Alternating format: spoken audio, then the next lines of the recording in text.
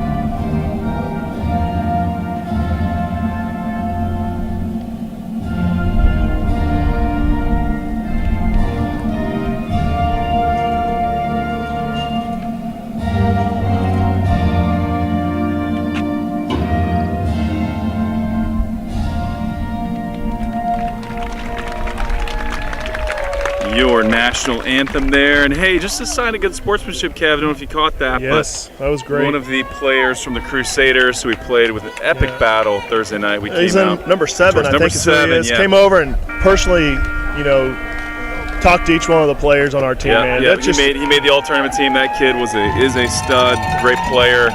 And they just won in not very dramatic, dramatic fashion. They put a stomping. They put the hurt on the Atlas Rattlers, 41-7, I believe the score was. But yes, sir. Great kid, number 7, all-tournament team, came by to wish the Chargers players and coaches luck. And he was the kid we called out on the live stream. He was helping guys get up, pick some pads on the other team.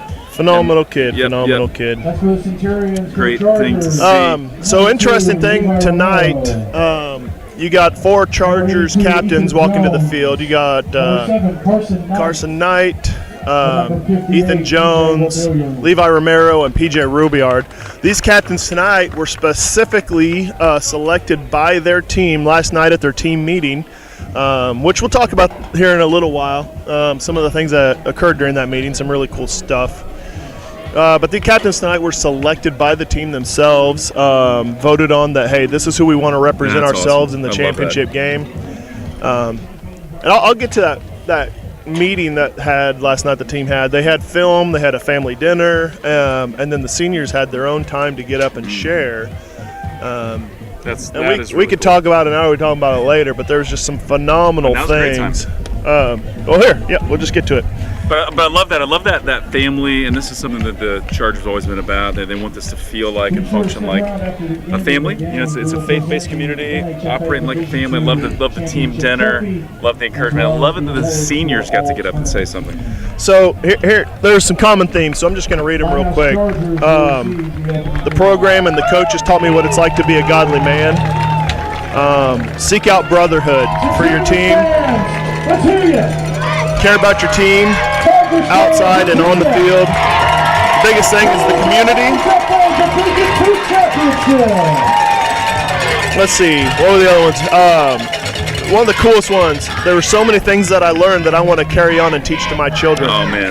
To have a young man who's 17, 18 years old saying those kind things, of wisdom, that thinking is about their huge, family right? one day. And that's where, as a coach, as a volunteer, you're like, dude, that's why we do it. And especially with our record, one of the last things that was said was by a lot of the seniors is like, remember, we need to push through adversity. This is not defining us. Life is never going to be easy all the time. And what great lessons, and I'm sure other programs have those as well. But that's what drives our program. So cool, man. Yeah, this is an off year for us. We're not used to having a losing record, but the boys have really kept their heads. The coaches have done a great job being steady and keeping the main thing. And here we are. We're ready to play for a championship for Division II.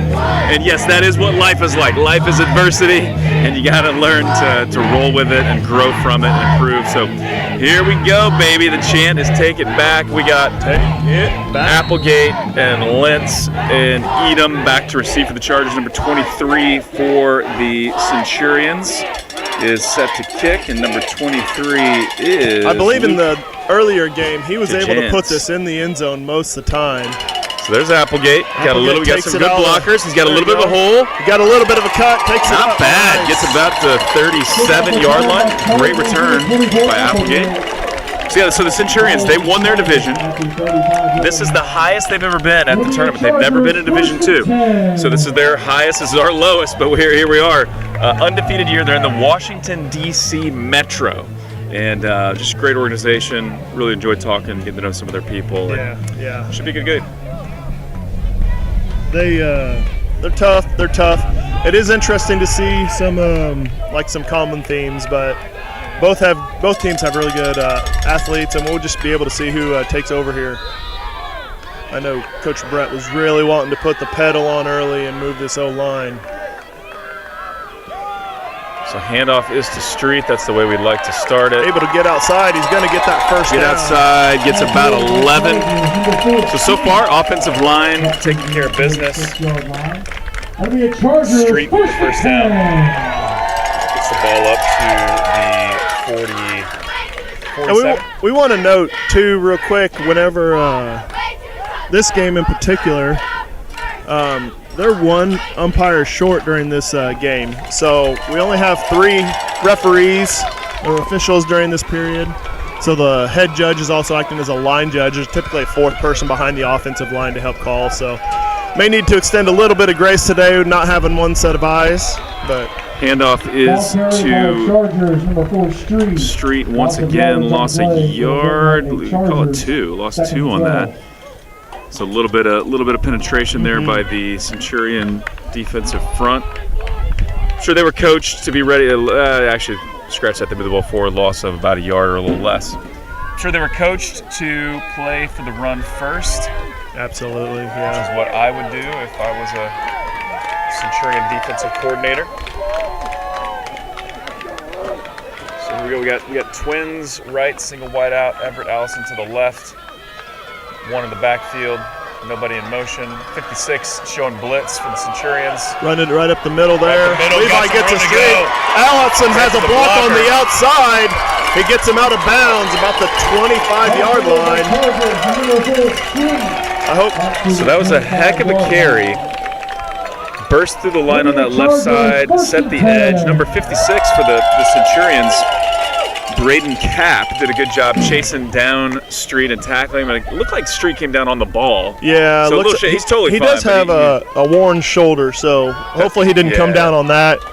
We'll keep an eye on that. But Allison had a great seal block up on his defensive back, helping him set that edge. The instincts that Street has is phenomenal. He so just he understands picked up the game, on that. man. He just feels it, and then he exploits whatever he sees. And this is where, Kev, playing a game on Wednesday. Of course, both teams did it, so it's even as far as that goes. But playing a game on Wednesday, Thursday. Ethan Jones has the carry. He's got the outside. Ooh, Spears had a great block, help him get out of there a little further. Number 56, Braden Cap, once again making the tackle, but some nifty running there by Ethan Jonesy. Well, and this is what we want to see, right? So keep the pressure on him. We want to physically just dominate from the beginning. Levi Wall, one of our JV players, making the formation. So we'll be a tight formation here, either right or left. So it'll be interesting to see that. So we're just going to keep dialing it up, right? I think so. Let's I think keep so. running it until, then when you really get them thinking that's all we're going to do, then you set the play. So they got 5 on the line. Their linebackers are going, but we got that slide. Man, they shut that down hard. They made him get through the line.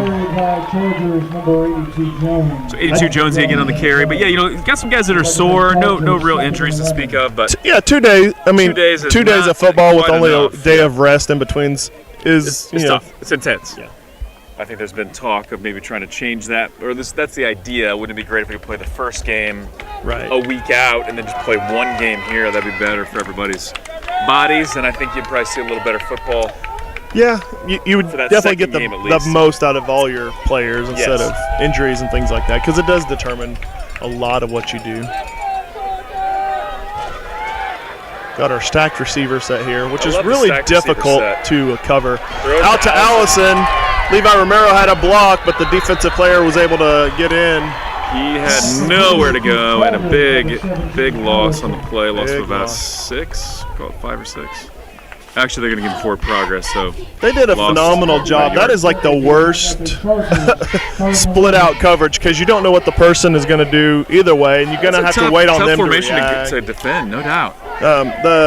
The Centurions do the same thing. They have that stacked formation, and I know Coach Hunt has been working really hard to prepare the defense for that.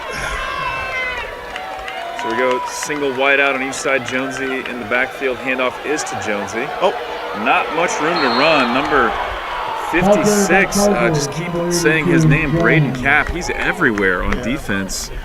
They weren't able to seal the edge on that. They were not. Going to have to solve for that. So it is 4th down. Going to bring.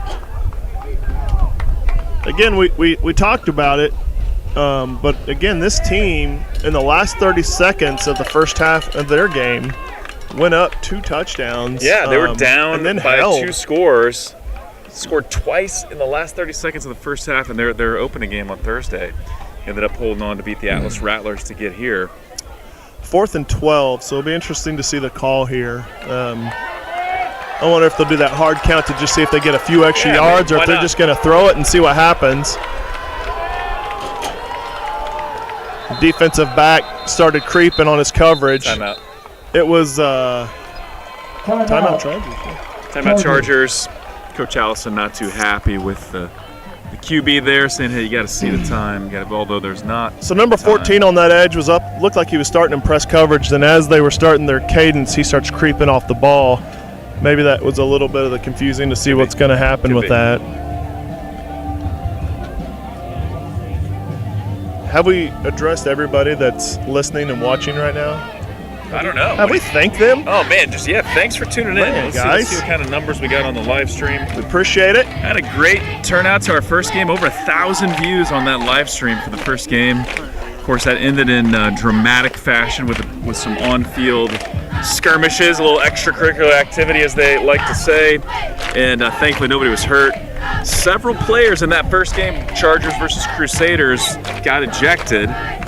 Fortunately for us and them, everybody gets to play today. Yeah, I think every team in this division had someone ejected. However, the refs allowed everybody to play their final games of the year, which is good. I mean, trust me. I think everybody's a fan of that. Some of the players understood the weight of their decisions. Yes. And, correctional, little grace extended. I think we could all understand if they were not allowed to play, but everybody's grateful that they could. So good throw, but well covered.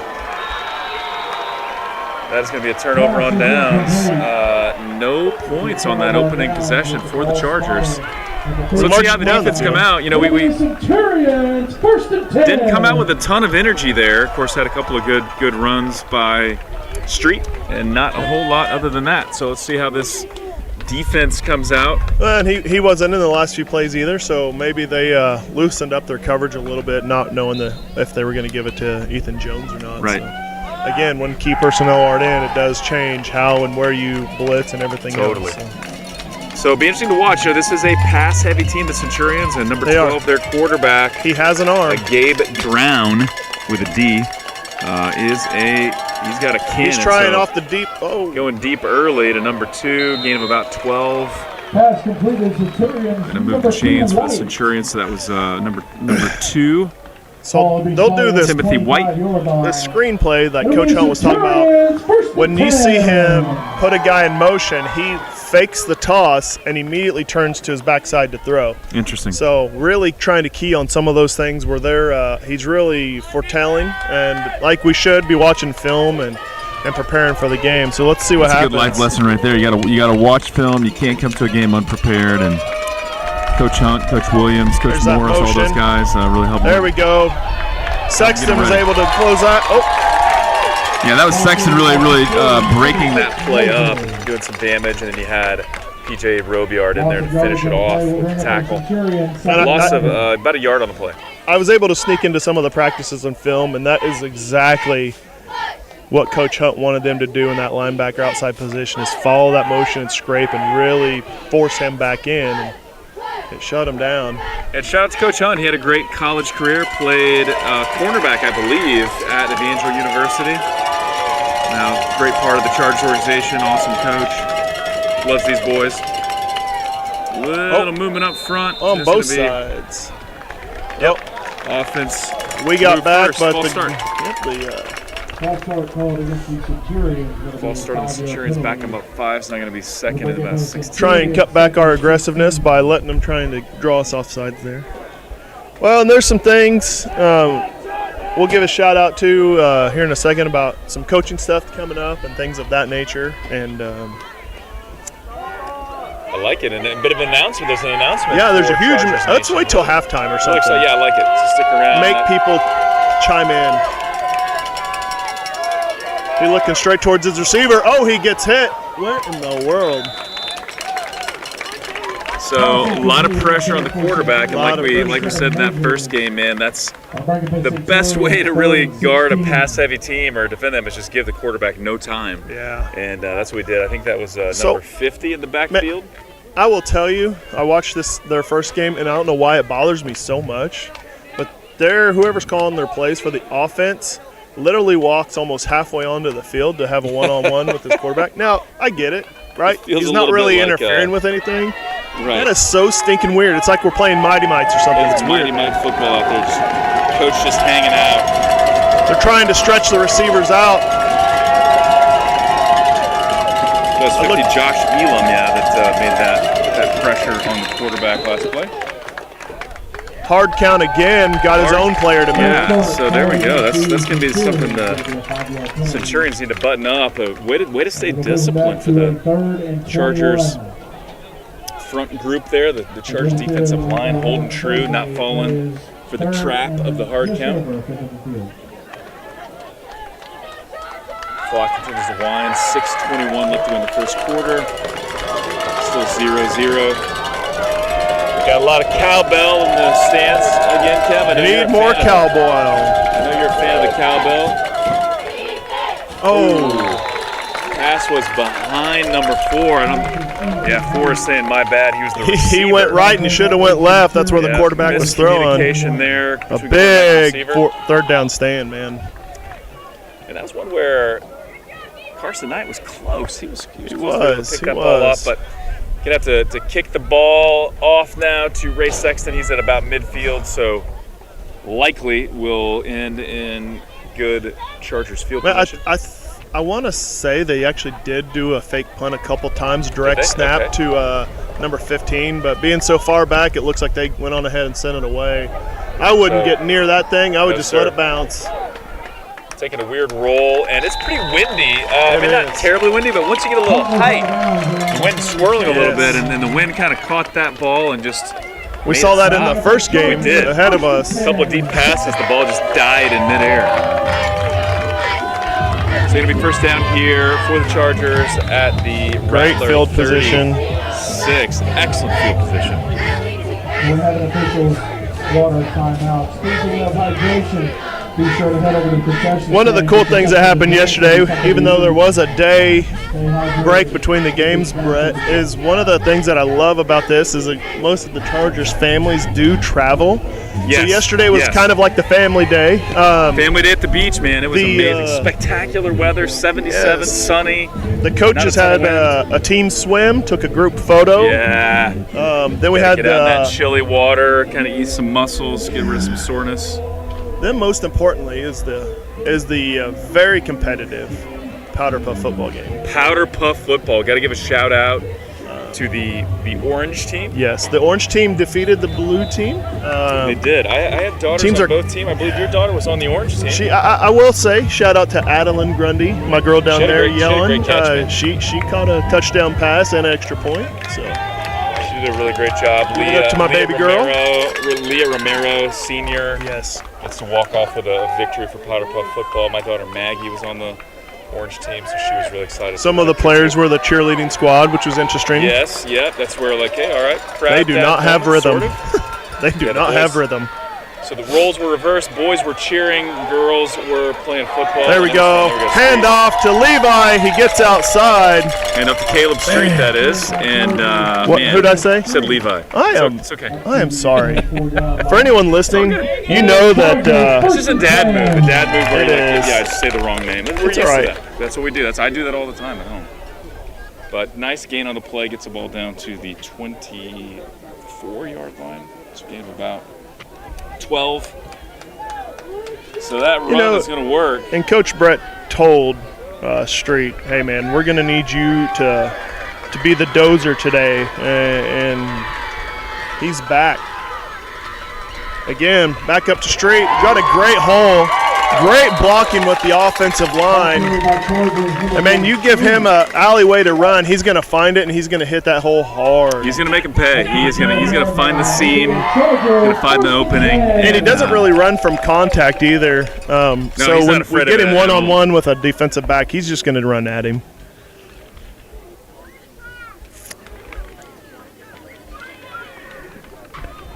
But still able to make some moves. He's not afraid. He's not just a power runner. Got a little bit of finesse. He's just a well-balanced back. There we go. Comes out again to the right side. They end up wrapping him up and forcing him out of bounds, getting a couple, looks like 4. Up to the 8-yard line. 5:27. I think we can get the ball in here if we just keep pushing. I think so.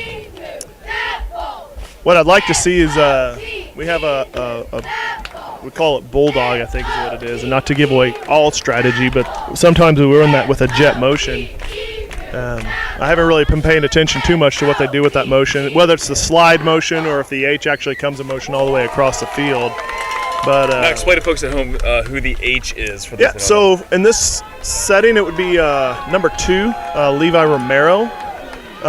He's kind of that slot receiver, but would also go in motion. Oh, there we go. So refs blowing the whistle pretty quickly after contact. Sometimes they'll let them play and see if the runner can break free, but they're blowing the whistle pretty quickly. There we go. Hudson Campbell going in for Levi. After getting thrown to the ground, he needed to catch his breath for just a second, but Ethan Jonesy coming into the game. Third and 3. So if we get a few more yards, we're going to get a fresh set of downs to try and punch it in the end zone. I'm guessing what we're going to see here is we're going to see a follow. So I see Ethan Jones being the lead block and Caleb Street just going right behind him, which we saw in the previous game. Can't argue with that. Use your 2 big hit-harding running backs and just punch it through there. So Street in at the running back. We got Hudson Campbell in motion. There we go. Just short, but he should be getting a fresh set of downs. Yeah, should be enough for. It is enough for first down. So it gets down to about the 1 yard line. Yeah. First and goal from the 1 for the Chargers. So you called that correctly. And that's what we saw. That's what I was talking about. Hudson Campbell came in. He came in motion, and they ran to the backside underneath that. But shout out to our linemen, man. They're just getting in there and creating holes. It's the linebackers and the D-backs coming in and stopping some of that. Get physical. Let's get physical. Apologize for the wind here. Not that we can do anything about it, but I can hear the wind coming through the microphone. Touchdown, Chargers. Up the middle, Caleb Street. 1 yard touchdown run. Chargers strike first. Division II championship game. Chargers take the lead 6-0. Levi Romero's going out. Kick the extra point.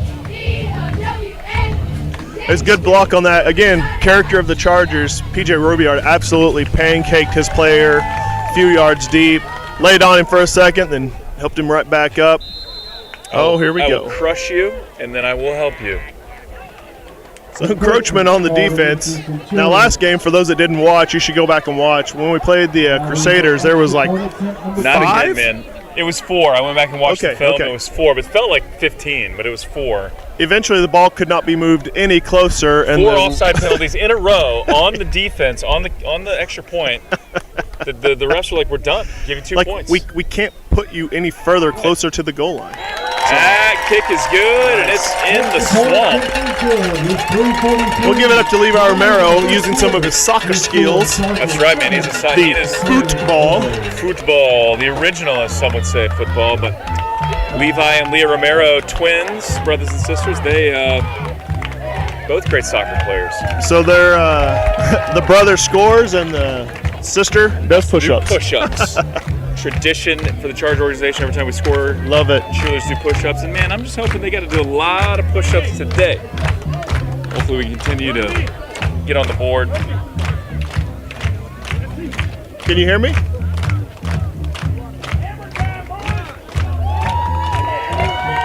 KG up here in the booth getting the signal from the sideline. Scott Morris saying, hey, got a little something for you. Nice. All right.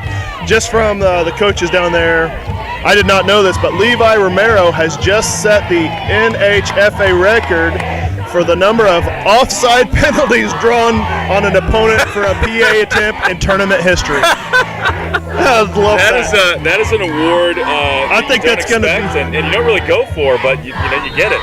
So he's drawn off 5 offside penalties on an extra point in this tournament. A record's a record. Record's a record, baby. Go Levi Romero. Proud of you, buddy. Good kick by Romero. Good kick. Comes back. Defenders are getting in there. Come on, boys. Get up and tackle. A little slower to react than I would like there by the kickoff team, but I will say I'm going to shout out to some of our listeners who have been messaging me.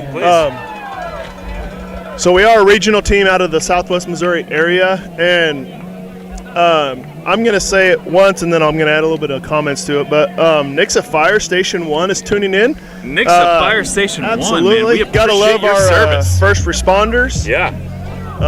He is indirectly supporting law enforcement, so I appreciate that, NHFA Fireman, for supporting the police department. I had a little encounter with Panama City Fire Department last night. I can tell you about that in a little bit. Oh, yes, an adventure. Yes. An adventure for sure.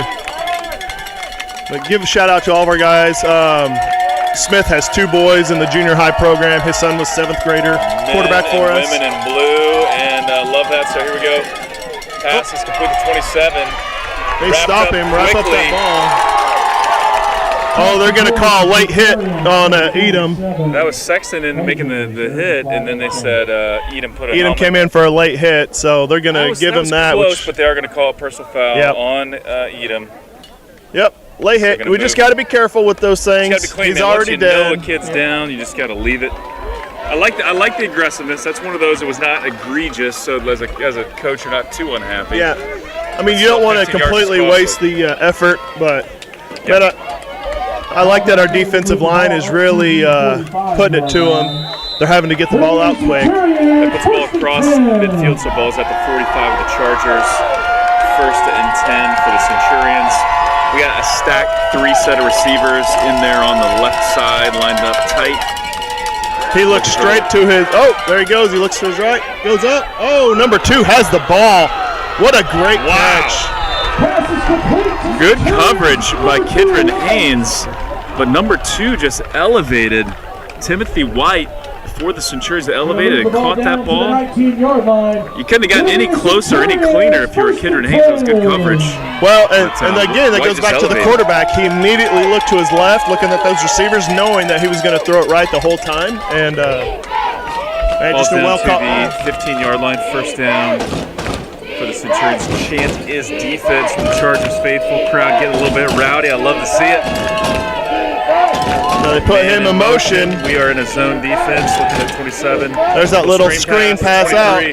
Really lobbed it, giving our receivers time or our defenders time to get there. Tackled in bounds. No gain on the play. Yeah, really put some loft on that screen pass. If we could put a little more on it, he would have had time to run, but that gave our defenders time to react and bring him down for no gain. So 2nd and 10 now for the Centurions. Let the Centurion coach make his way to the sideline.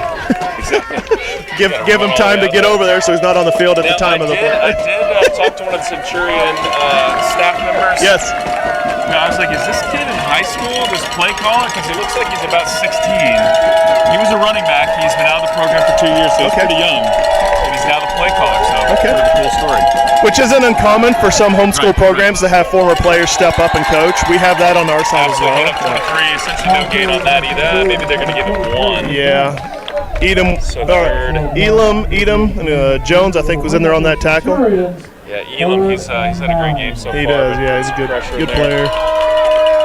So big 3rd down, of course, going to go for it on 4th. Yeah, absolutely. Big stand right here. Let's see what they do. Looks like the touchdown got posted to the Centurions. All right, big defensive stop right here. 3rd and 9. 3rd and 9. Let's see what happens here. Lots of noise in the stands. Cowbells going wild. There he goes. Pressure by Oh, Destin. there we go. Oh, that's intentional grounding. You can't do that. That's got to be intentional grounding. Ooh, boy. I guess it was outside of the pocket is what they're going to say, but did the ball get to the line of scrimmage? So, this is NFL rules. I'm not exactly sure how it translates to high school, but if you're outside the pocket, then it's hard to be intentional grounding. But then you've got to either still get it in the area of a receiver or to the line of scrimmage. Yeah. He did not do that. It didn't look like. There was no They're talking about it. Are they going to call it? They're not. Okay. So 4th down. Big stop right here. I felt like that was intentional grounding. Hey, let's go up, Chargers! Good stop here. Now we got kind of bring one of our, Dylan up there on the line, kind of like a nasty set, because this guy can kick field goals, but they have also ran the fake. They mentioned it multiple times. So timeout for the Centurions. So Good defensive play, Vestal, and somebody else really got in there and just put the hurt on the quarterback. He was able to get the ball out as he was kind of going down. Questionable. I thought that was intentional grounding myself, but going to be 4th down now, and let's see. That's going to be a kick of about it's on 30 the 15. yards, something like that. Oh, it was on the 15. Yeah. So about 30 yards. Yeah. Still, it's about 30 yards. Hey, so I got a question for you. Yes, sir. Do you know how many times the Chargers organization has been recognized by the NFL and received scholarships for their performance on the field? That is a great question. I think it's more than one. It has been more than one. one. But I do not know the exact number. So the first one was Zane Stewart a couple years ago for a pristine hawk tackle.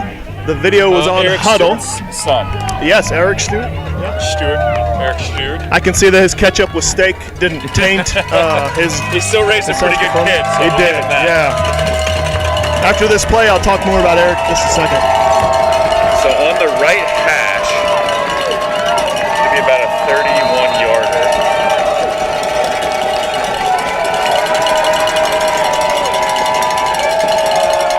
He's gonna get it. Oh, it went wide. He did not get it. Boy, wind was a factor. From the right hash, missed wide left. That ball really hooked to the left. Kick is no good, so we'll take over. 1st and 10. At about the 20, to take over there where the ball was spotted, where the holder. So since we talked about Eric and he likes to make fun of me, and yes, he does wear socks with his sandals. His boys have went on to play for other programs and phenomenal. As a sophomore, You got some athletes, man. Yeah, Zane went on to be earn the starting position of middle linebacker for Nixa. That's a big deal. Big stuff. And now Jackson, his middle son, has moved up and playing there as well. Yeah, you go to a Nixa varsity high school football game because you're going to a small college game. Yeah, it's insane. Kind of a botched handoff. Ball carried by Chargers. Basically, all of the Centurions in the backfield on that one. They're probably going to let this run out to be the end of the first quarter here. We'll see. 16-yard line. We have to get one play off. But the Stewart boys, another ones that have come through the program. But who with else that, got recognized by the NFL? yeah. So the other one was this Cooper year. Knight, Yeah, Carson Knight actually got Knight, one. yes, I think it was this year for a downfield block. And because we use Huddle to upload our film, a lot of that gets pushed out and put on social medias to a whole bunch of different avenues. Recognize a downfield block. Yeah, that's one of those things that, of course, you always celebrate the guy that gets in the end zone. Right. You can't do that if you don't have good blockers. So when Zane got that first one, the program received a $1,500 in scholarship for equipment and everything else. This one, the NFL donated $3,000 to our program, which is phenomenal because it gets eyes on the program. It lets everybody know, hey, homeschool football does matter. Yep. We have great athletes, and so we're going to use that equipment for some new helmets and other gear. And what that does is as the helmets that are not as new gets passed down to other levels, everybody gets better protection across the board to eliminate some of those injuries that sometimes can happen in this sport. And equipment is expensive, especially helmets. Very, very expensive to get the good kind, and that's what we need. Obviously, we want to. Well, you would think nothing but a pad wrapped in vinyl. You know, they're your $500 right there. You know, and so with a program that's all volunteer and ran by donations and fundraising. We'll have to talk about donations at the halftime, too. Absolutely. Because there's another. I'm going to give the teaser again, Brett. Give the teaser. Big news coming at halftime. Big news in the Chargers organization. Hitting some milestones, making some progress, doing some cool things. Absolutely. Still need families, aunts, uncles, grandmas, grandpas, friends, whoever. Wealthy neighbors still could use some donations from the Chargers organization. Really. Start metal detecting, looking for jars in the background. Absolutely. So here we go. It is 2nd and about 15 for the Chargers. A lot of field to work with. They're going to give it to Street again. Kind of trying to hit that hole on the left side. Not much doing. Played well by the Centurions. Gain of a couple. Chargers, number 4, Street. Going to be 13 and about 11. I'm sorry, 3rd and 11. Bring up a Chargers, 3rd and 11. So, love to hear where y'all are tuning in from. We got a shout out to the Nixa Fire Station, but love to hear where are you all viewing this broadcast from, and extra points for whoever is the farthest away. Always fun to see that. So type that in the chats. We'll try to do our best to see that.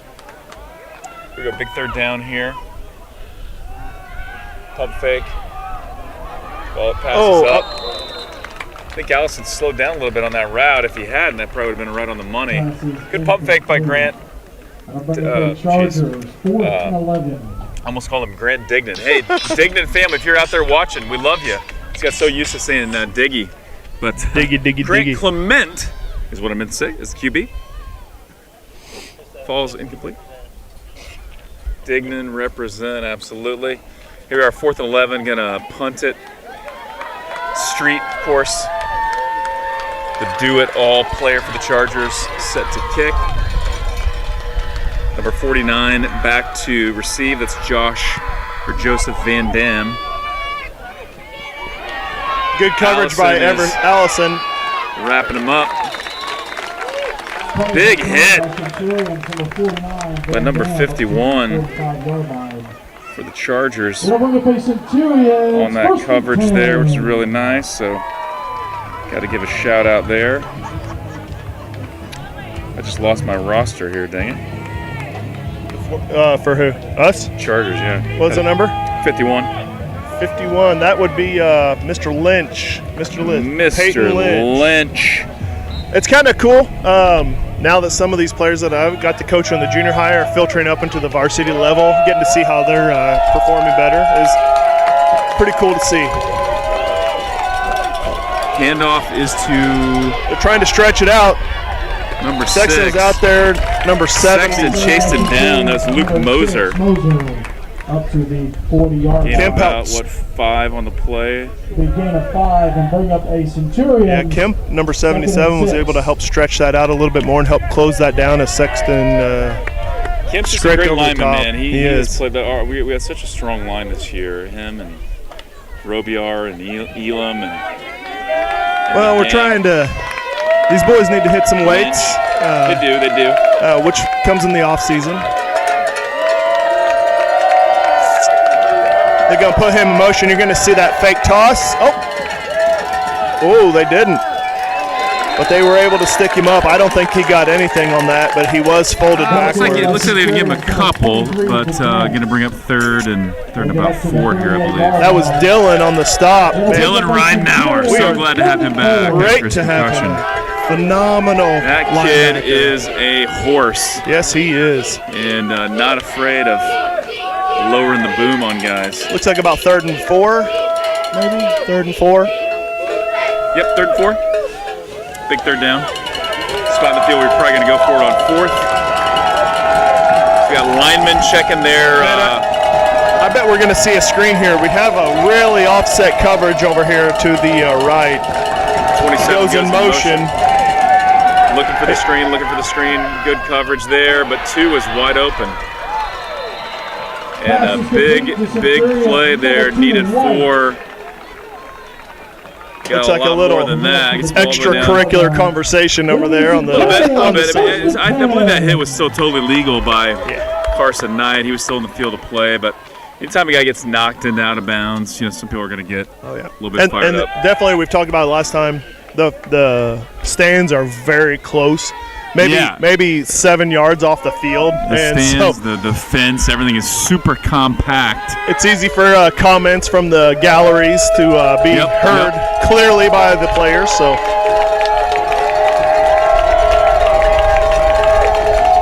Handoff to number 6. He's got a bit of a hole in that left side. There we go. Ethan Jones wrapping him up and saying, "I don't think so, buddy." Bringing him down. Sexton in there to kind of help out, but that was Jonesy just getting mean and nasty. Man, I want to call out Elam on that one. Number 77 for Centurion got put on the ground, and man, he was slow getting up. So if we can keep the physicality up and stop him here. Elam doing some of the dirty work up front. Yeah, wasn't coming his way, but he still made sure that. Yeah, man, that's put the pressure on him. It's a bit of a war of attrition up front, right? So anytime you can lay an extra hit on somebody or just make the guys work hard. Well, and look at their line.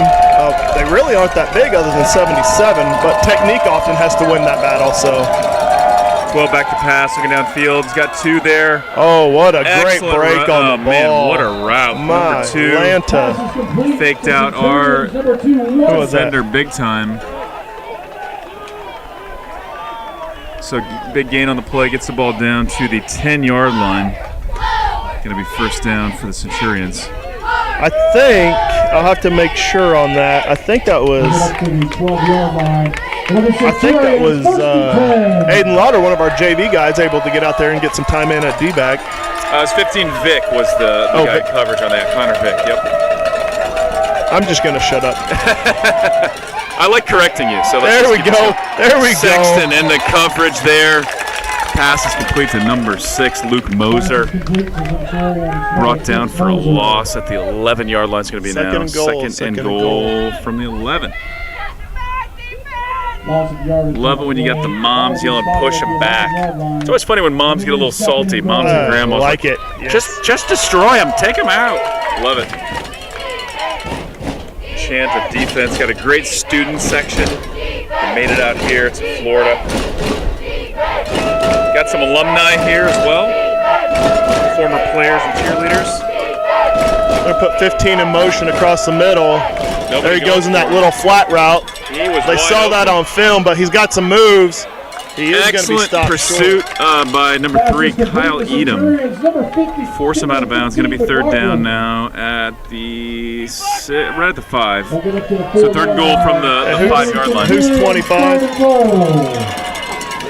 25 for the Chargers? Yeah. Braden Wright. Digital. Keep having issues with our digital roster here, but yeah, that's Braden Wright. Braden Wright. Good. Big down right here. Third and goal. Of course, it's about go 6 for to get in. We're going to see some type of slant, you think? Number 4? I like that play call. And there's number 4 on a slant across the middle, but he doesn't have time. He could have ran that in. Good job by the quarterback, number 12, Gabe Drown, stepping up in the pocket, finding number 2, Timothy White for the touchdown. So, hey, that was a good play. Our defensive line got deep, was but there. It opened up that pocket. Yep, they got deep in the backfield, but kudos to the Centurion lineman for keeping the pocket, protecting number 12, stepped up and delivered a strike. Touchdown Centurions. Now, I think you were saying they've got a good kicking game, is that right? So, chance to tie now, number 23, set to kick. Luke DeJance. There he goes. Kick is definitely good. And into the shrubbery. We need another shrubbery. Charger 7. The Knights who say me. Little Monty Python reference there for you, for those that got that. Herring. And so great movie, classic movie. Absolutely. One of the proud dad moments. My daughter Emma, she was on the live stream on Thursday. She's a sophomore at Evangel University. She loves that movie, so we watched it one night, and Brittany, my wife, watched the whole thing, and she did not appreciate it, Kevin. She did not like it. She did not respect it. She did not laugh at it. She was not amused. But Emma and I, we had a grand time. You know, I will say the one thing that we have in common, Brett, is our wives do not like stupid humor movies. What were they thinking? Because they married us, and that was maybe not the best choice from that standpoint. So we got number 26, Micah Lentz, back to receive for the Chargers, and I believe number 24, Elijah Applegate. Number 23, David Johnson, back to kick, and he has a foot. He's got the wind at his back. He's got the boot. That's a deep kick. There we go. Right in the area of Lentz. Come on. He's going to have to field that because he bring that out now. Yep. We got to get after it. He's got a few blocks. We got flags on the play.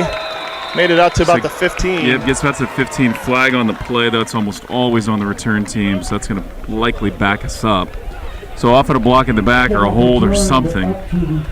We'll wait to see that that call. Looks like the penalty happened at about the 15. Yep, block in the back on the Chargers. return team. 5 or 10 yard. Well, it's going to be, here would it be half the distance since we're at the 15? Depends on the, so it looks like they're backing it up to, the 5, so maybe it is a 10-yard penalty. Okay. 10-yard penalty, that hurts, puts us at the 5-yard line, so 95 yards to go to reach the end zone. But hey, we're a run-heavy team. We got a great running back and a good line, so let's just try to run the ball. I'm not nervous about this. Me neither. Not at all. We'll get it figured out, seeing what they're doing. Swear, you know, the Chargers come out a little bit sleepy at times. You know, I don't know exactly why. Just we don't seem to have the same intensity that we had in that Thursday night game. But again, 2 games in 3 days. Yeah, and I mean it's hot. It is warmer than the previous game. You're playing in the middle of the day. The sun is beating down on you.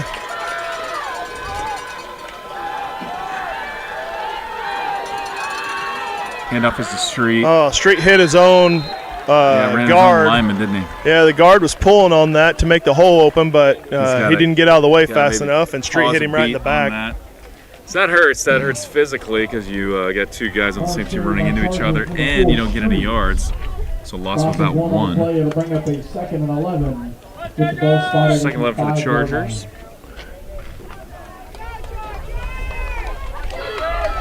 Okay, let's see what we got going on here.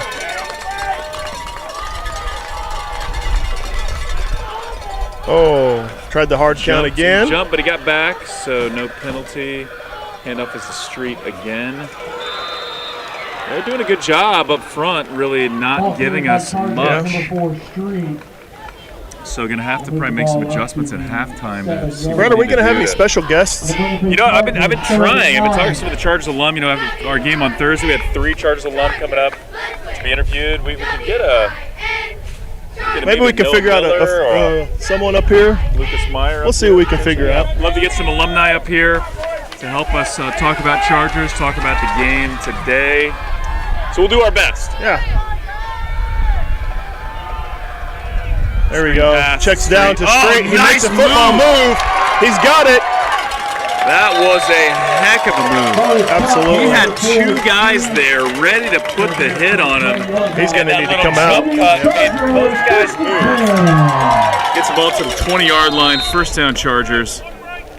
Water break called by the officials. It's hot, man. It's toasty today, so you got to keep these guys hydrated. I know the pickle jar is probably going to be in use if anybody cramps up. I just heard that pickle jar is like 2 years old or something. Oh, they just keep refilling it? I don't know. Adds to the nastiness. But, hey, whatever works, man. I don't think anything's going to grow in a pickle jar. Vinegar and salt. I like pickles. Do you really? I don't mind pickles. I do not like a sweet pickle, though. I do not like a sweet. I agree with you on that. Give me good gherkin. Sweet pickles or kosher. Kosher dill. I like a good dill. I like also a spicy pickle. Oh. The old horseradish pickle. Oh, okay. Okay. Shout out to my grandpa Curry, who'd always like try to buy the hottest horseradish pickles and feed them to people to make them cry. I never did though, Kev. I never did. I always took the heat. And enjoyed it. It's one of those things that, like, I don't even know why someone created a sweet pickle. Right? Probably somebody like Eric Stewart. That's like buying sweet and sour cashew chicken. It's just sinful, really. It's like, what would go good with my ketchup on my steak? Yes. A sweet pickle. I'm going to blame Eric Stewart for that one for sure. Put a little mayonnaise in my coffee as well. Mm-hmm. So here we go. First down, moving hard count again. Coach is calling in the play they want him to run. Trying to get a read on the defense here, Peyton Manning style. Hand off this to Jonesy. Got a big. There we go. Ethan Jones makes a cut. It's a road race. That was a big hole. Ethan Jones made them pay. Gets the ball across midfield, all the way down to the 46. And also did a nice job holding on the ball because that defender that came in really kind of did the karate chop down to break the ball loose. But Ethan Jones had a good hold on it. First down, Chargers. So here we go, Kev. I like the energy on this drive. I'm liking it. Well, and it makes the defense respect Jones being on the line too, because if Street's not in, you don't think you're possibly going to run it, but we can. We have the athletes to do it. Ethan Jones is an effective runner as well. Give it to him again. Let him eat. Another one of those where he had more room to run, but one of our linemen was down in his way, causing him to slow down a little bit and got tackled, but gain of 5 on the play. So someone asked me why the third ref is behind the defense and not the offense. The reason for that is because he's keeping the play clock. So the quarterback can look at him, And as he raises his hand up and starts dropping it down, it lets the quarterback know. Is that the 5-second warning? Yeah. So There that's are why clocks up on this too, but they don't work, so that's what puts us at a disadvantage as well. they need some of that nub money, Brett. some of the nub money. Just Google, Well, you have to tell that story, Google man. Nub City, Florida, and watch the YouTube documentary. Nub City, Florida. Nub City, Out to Florida. straight out the middle. He finds a gap. Man, great play, but it is coming back. We got a flag at the 35-yard line. Likely going to be a hold. It Yep. sure is on the Chargers. Holding on the Chargers. It's coming back. Painful. It's going to be a 10-yard penalty. And this is one of the challenges here with a volunteer organization helping with the chains. We had already started moving the chains, and after that, Chain gang just get a little antsy. Get a little You gotta antsy, wait which we for the understand. Signal. You We gotta understand. Wait for the motion. plus from it's the- showing fourth down. Don't know why. Yep. So That's all right. just pure chaos over there with the chain gang. Can get pretty intense over there. But just mostly kidding, because we love you. I know those guys on the chain Absolutely. gang. They're You're in enemy quality territory. individuals. You hear everybody yelling, and if you're a dad and someone's trash talking your pressure. kid, it's hard. Slide motion by Carson Knight. Hard count. They didn't bite on it. Hard count. 84 Looking to stepping see up, if showing coach wants blitz. to change the play. They're going to Hand run off away to from Street. 84 on the blitz. 84. Oh, Street almost kept his feet and kept going. That's number 56. Braden Cap again for the Centurions, making an awesome defensive play. Gain of about, call it 2. Actually, we could give about 3. Second and 8 now.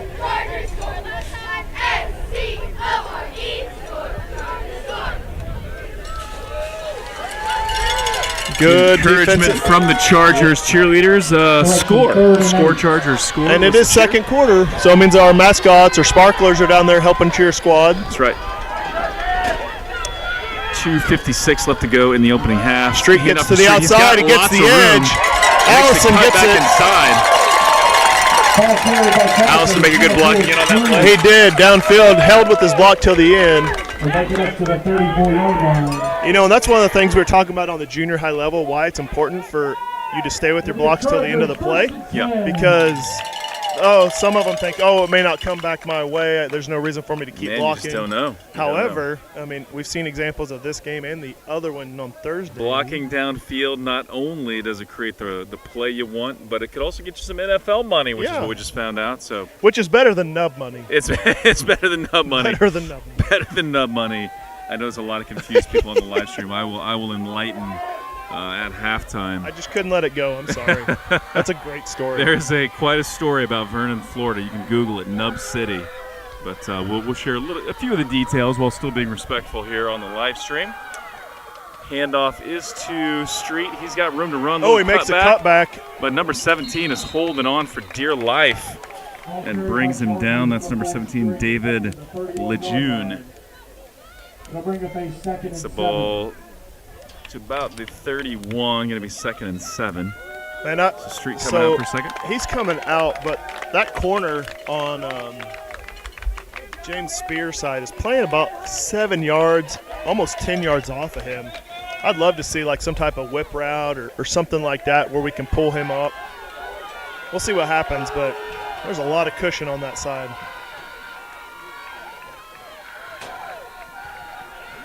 Oh, no. That was read the whole way by number 84. That was 84 gonna be picks a it off screen for a pick pass. 6. Pass is intercepted. Pick 6. Number 27. About a 60-yard pick 6 on that from number 84. 84, Joshua Anderson on the Correction return. interception by number 84.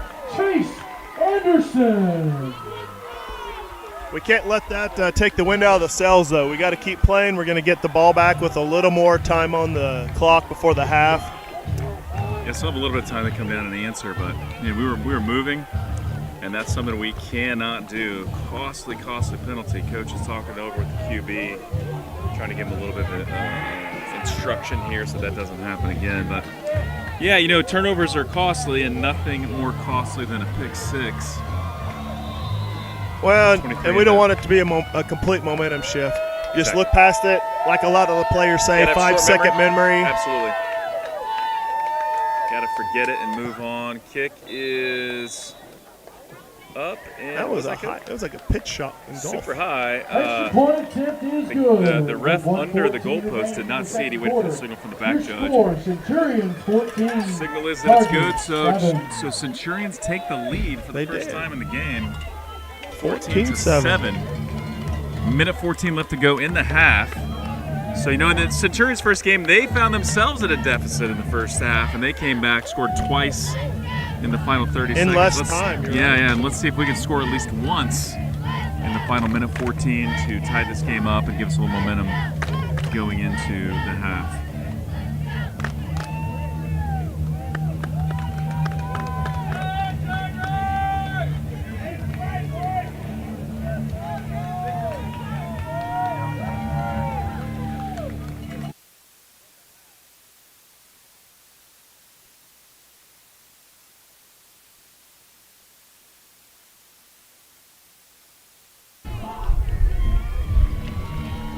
So wind picking up just a little bit. That may end up being a factor if this holds up.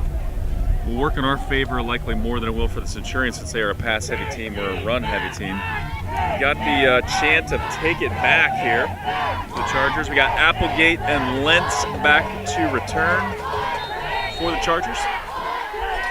So love to see a big return here to get us some nice field position to start this, likely the final drive of the opening half. Deep kick. Let that go, Lentz. Let that sucker go. That was a deep one. Glad we let that go. Gonna be a touchback, bring it out to the 20.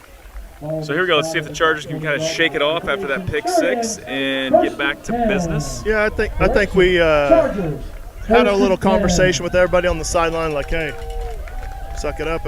Absolutely. We'll be fine. We'll be fine. Happens, It's just one right? play. It's part of the Just one game. play. A lot of game left. There are going to be turnovers. There'll be turnovers on both sides, I'm sure. Yes. And so you just gotta roll with it, keep your head, and do something positive on this possession. So I look for us to go back to the run game. I think we have 2 timeouts left. Yeah. That is confirmed. And again, sun's in your eyes. You're throwing in the wind. Keep it on the ground. Because they're not going to be able to shut it down forever. Everybody's going to get exhausted. Again, we see that. Good blocks on the outside. Street's able to get what, Good job. 5? Gets about 5. He almost gets the first down, just shy of it. So love that. I love it. It's kind of like the quick out pass play to get a reception, get out of bounds. This was a sweep to run out of bounds. That stops the clock. Gain of about 8 on the play. Going to be 2nd and 2. So perfect. Only burned up about 6 seconds there on the clock. Got out of bounds. All we need. Didn't have to use a timeout. Each team has 2 timeouts left, too. It'll be interesting to see how we use them here. I'm sure Allison has a few tricks up his sleeves that he wants to incorporate. There we go. Ball carried by Chargers number 4, Street. Number 4 on the carry, brought down by number 17, David Lejeune. Enough to move the chains for the Chargers. Going to be 1st and 10 from the 31. Clock starts running less than a minute. Clock is running now. We need to get a play off. We don't have a hurry-up style of offense. Some usually people use have the asked whole why play we don't clock. go under center and do certain things. There's been history in the Chargers where they try to do that late in the year and it hasn't gone well. So just stick with what you know. Keep running your offense. It's where we're going to have to speed things up because I don't like can't the take hard it. count here. I want to see you snap the ball and get more plays off. There we go. Jones got the carry. He's still running. Keeps trucking. Gets the ball down to about the 50, the 45. So timeout on the Chargers. That's what we need, but man, that's where basically 2 plays. Yeah. Took 40. Actually, 1 play. Man, that's a long One time. play, yeah. Yeah, I agree with you. I don't like the hard count. Trying to read the defense on that, you just burn up an extra 15 seconds. You got to know what you got to do. Just get in there. You don't have time for all the extra calls and signals. What we've seen in the past, and typically what we try to do on the junior high when we're in this position, is call 2 to 3 plays. Yep. And as long as they keep moving, they just keep firing one right after the other. We have a game plan set. which may be the conversation they're having now.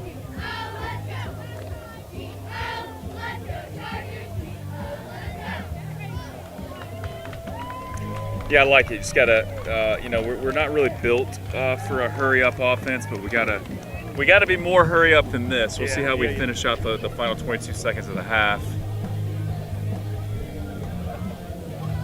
Again, thanks for everybody who's tuned in. We got 22.9 seconds, and then we got a couple of things we got to talk about. Yeah, right? man, gonna be a big halftime. Stuff to talk about. Hope we get an alumni or two up here to the press box. I say box, it's an open air box. So we are on the roof, which is actually beautiful. It's a beautiful day to be on the roof. I really want to be anywhere if it was else rainy, right we may go down. And if it was rainy, yeah, we would join the actual press box. But man, it's nice.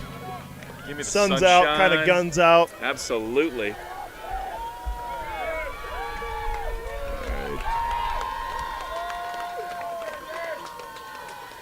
And almost playing halfback pass. I like it. Pass is low and incomplete. That's like the second time we've pass. seen that pass this year. Yeah, I love the halfback pass. Street said something. He kind of complained about his arm. I don't think he liked the release on that. It was low. Difficult catch to. Well, and they had three back Romero. defenders pretty deep. So the traditional play that we've seen on that may not have been even effective because they're definitely playing the deep ball here. Play the deep ball, aren't they? Smart defense. Yeah, we got their safety 4 is very deep. Looks like cover 3. Confusion on the part of the Centurions. Almost had 12 guys on the field. Handoff is to 4. 10 seconds. Clock's winding down. It's just gotta call it a day. All right.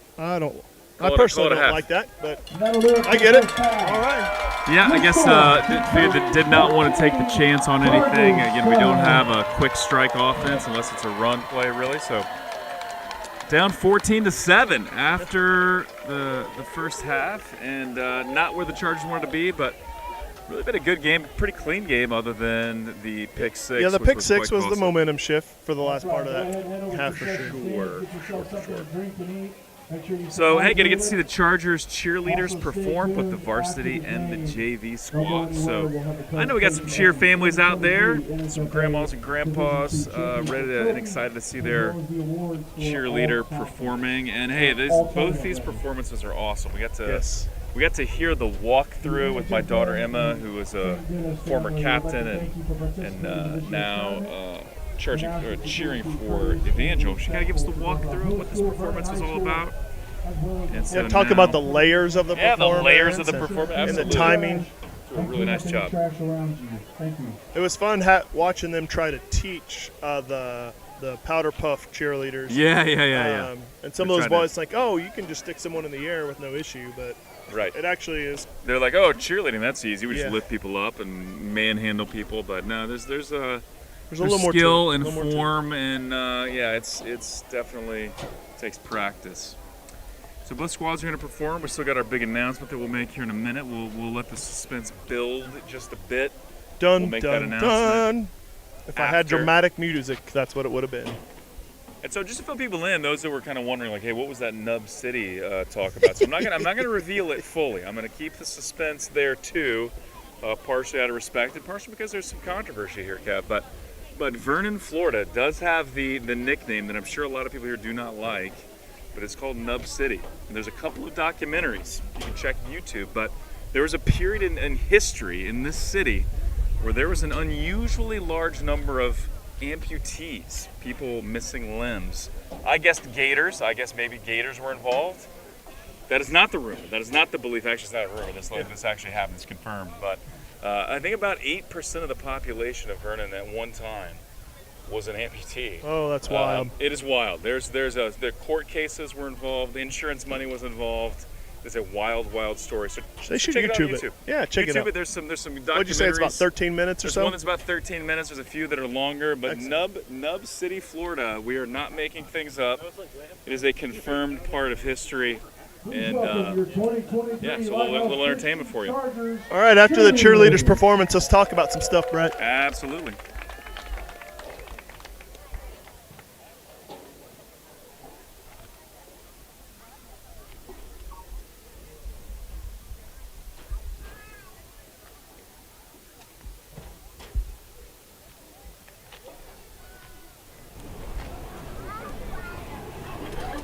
That's funny. My wife got that. So she took this picture of him running through, but then I took that one. So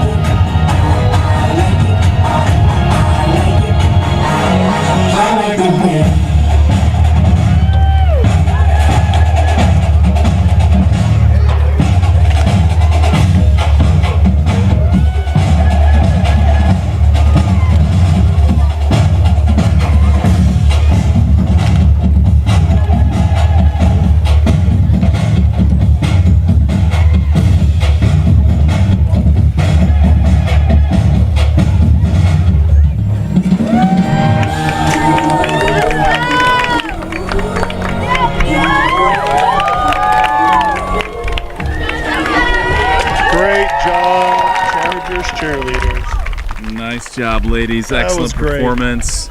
It was discipline. It's just so discipline. Nice to Yeah, I see. mean they look good. They're in sync. They're well coached. They're amazing girls. A little bit of a collision there, which I know for the 2023 Lighthouse they'll not be happy about, but JV overall that cheerleaders. looked awesome. JV cheerleaders coming up next.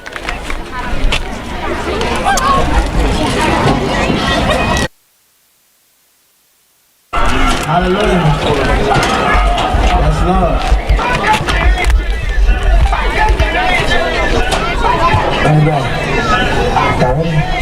Yeah. Second, that's not what this reverend started with Jesus, but none of them walk. I'm from the trenches, they run with the F and the guns and crawling. The king is doing it. Pull out a weapon. I mean, look over and me, so we ain't gonna be like we're breaking the wall. Mama forgot it, no question. About the loaves and the fishes. Multiply it all in 2000 nigga, that's miracles in the reception. Trappers respected, the cappers ejected. Don't need no election, go look at the call. I swear this thing with 4 letters, no better than 11 and a lion is off of the pole. Hey, let me know. I got this heart like it's right in my pocket. I'm so back and forth, but I'm not with a baby. That baby gon' hit every time, ain't no saving, no time to be legend, cause he on the way. Man, this bitch so full of, I'm riding the man. Don't trip in my man, cause you know we don't play that. My life been unstable, okay, that was able. Remember no name, you were having no cable. I switched to the label, so man, I'm a Christian. They want some attention, you know you gotta touch you. I'm jumping no fences, to the touch. Who sent me the pen, the way that I was living, yeah, I still trying. Only one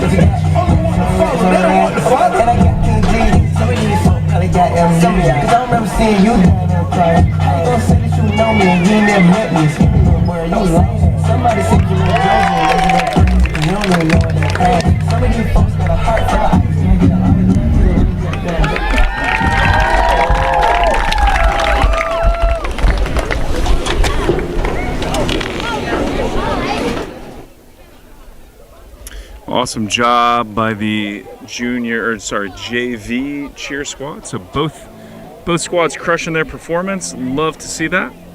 I think that's it for the halftime performances, and so we're going to take a quick break here in the press box. We'll be back here shortly with that big announcement, and then most importantly, the second half of the first place game for Division II, coming to you live from beautiful sunny Vernon, Florida. Back in just a few.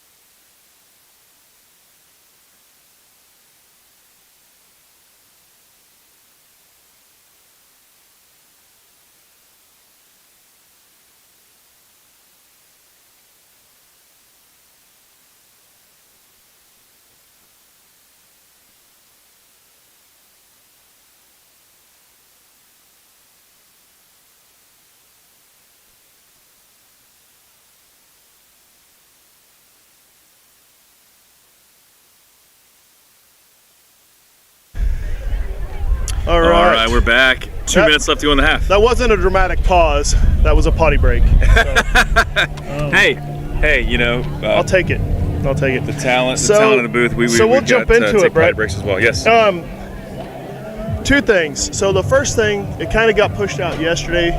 The Chargers organization as a whole is totally ran by volunteers, but it's been a dream and a passion of the Chargers organization for a long time. One of the biggest expenses we have as an organization is traveling and renting other facilities and trying to find locations where we can have our own stuff, practice fields and rentals, because we currently don't have that. We used to use a facility in a local university at Evangel, but with some of their new construction projects, we've missed that. So that being said, I think the official release was pushed out via email. We wanted to make it here for those of you that may not have received it. The Chargers organization which I believe is the first time it will be in the history of homeschool sports, has purchased land to start the building and construction of their own athletic facility, which is phenomenal. Just really excited about it. It's huge news. It's awesome. We got some great partners. The We Hershey have some family amazing and all the people. Chargers families. Yes. And yeah, people just they'd love to see Christian homeschool sports. And so, Well, and if someone may have heard that and be like, oh, okay, cool, you're building a stadium. No, this will be like the first homeschool organization's facility in the country. And with that, like Brett has said, we've had some phenomenal partners who know the vision of the program. Like you've interviewed people up here before and what their impact was. Hearing the seniors talk about what meant the most to them being a Charger. And so carrying that forward and that vision forward past ourselves and those that are here today is to have a facility, not only initially where we have football fields, but soccer fields, baseball fields, basketball courts, weight rooms. And that is just a huge, huge step in that direction. We're going to have bulldozers on site, I believe, by the end of the year, moving dirt, moving dirt, getting the laying fields sod. ready. That cannot be done without those people who are catching the vision and donating to that program. So you know who you are. We're not going to call everybody out by name because a lot of people have been giving to that. But at the same time, if that's something that's a part of your heart and something that you want to pour into young men and women in an organization that put Christ first and develop good people for the future of our country, that's a really, really good way to do that and give them the opportunity to that a lot of programs don't get. Exactly. Yeah, it's just it's such an amazing tradition. We talk about how the Chargers families travel well, and we show up, and we have good sportsmanship, and we've won national championships. We lead with excellence, but it's all about developing Christian character, developing these kids, and having a facility of our own will make a big difference. So that first step of that, purchasing the initial phase of land in Rogersville or just outside of Rogersville, super exciting. Yes. And so, yeah, going to be hopefully a field we practice on some this coming year, or if not, the year after. Yes, for sure. We'll be practicing on that field and maybe even hosting some junior high and JV games on that field. It'll be great. In the not too distant And we have future. great partners in the area that help us out. Don't charge us as much as they could for renting, but having your own place, having a true home field game, it'd be great for the football and basketball, all the programs really. So absolutely. So man, just seeing that, how close the sideline is. They just did I'm sure you didn't see it, but Leah Ramirez did a Superman stunt. That's where you fly forward. And they caught her perfectly, but pretty close to the fence. About kissed the rail. Pretty close to the fence. So almost got some free braces. Yeah. Chargers receive this kick to start the second half. So probably that played into the decision as well, Kev, to not really push it too much to finish out that drive at the end of the first half. And so we got Applegate and Lentz back to receive. Chance of take it back from the Chargers faithful. We'll see if 23 puts it in the end zone or not. The wind has shifted a little bit. It's more going. It's going deep and let it. Yep, good. The wind is not going the length of the field. It's actually going across it now. So. Yeah, the wind may be a factor, and again, it likely will impact Centurions a little more than it'll impact the Chargers, just because they pass the ball so much. But it is whipping just a little bit. You're probably picking it up on the microphones. Apologize for that. Not much we can do about it on this end. It's got some other schools now showing up. If we were bigger people, Brett, it would probably help create a windshield. But we're just two dads with fit bodies. Fit? Yeah, no dad bods here. No. Yep. Yeah, it's a really good point. It's a good point, Kev. So here we go. We got twins right. We got single wide out left. Hard count again to try to watch the defense. They are not biting on that, not tipping their hand at all. Playing very disciplined. Well, and if they watched anything on us whatsoever, Levi Street. That's his brother. Caleb Street, the other street. Making a good move there. 56 for the Centurions, trying to build that gap, trying to read, hey, where are they going to run? And he was close. We got a block on him and able to make an 8-yard run. Love that, man. You get 8 yards, 6-8 yards every time. You just keep running the ball.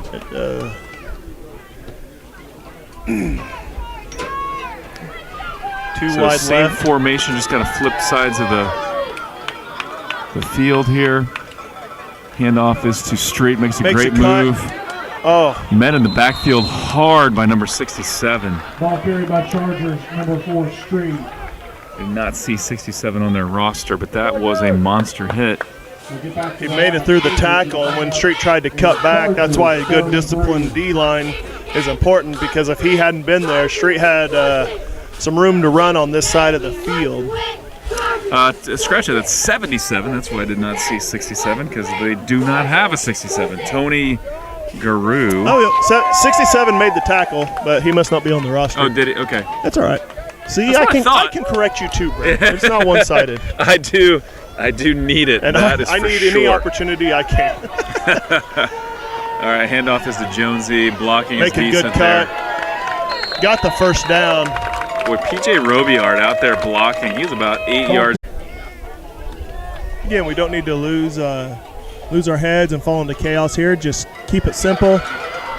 Jonesy did a good job not going down after that initial contact. I don't think he gained Could anything. have been it. He did not, but maybe gained a yard. Could have been a big loss, though. Kept the legs churning, kind of fought through that initial contact, and turned what would have been a couple-yard loss into a 1-yard gain. Jonesy gets a breather. Street back into the lineup. We got Romero and Spears lined up wide right. We got Everett Allison lined up wide left. Handoff is to Street. Makes 67 miss. Keeps the legs churning, but still not. Ball carried by Chargers, number 4, Street, up to the 39-yard line. Gonna bring up a Chargers, 3rd and 4.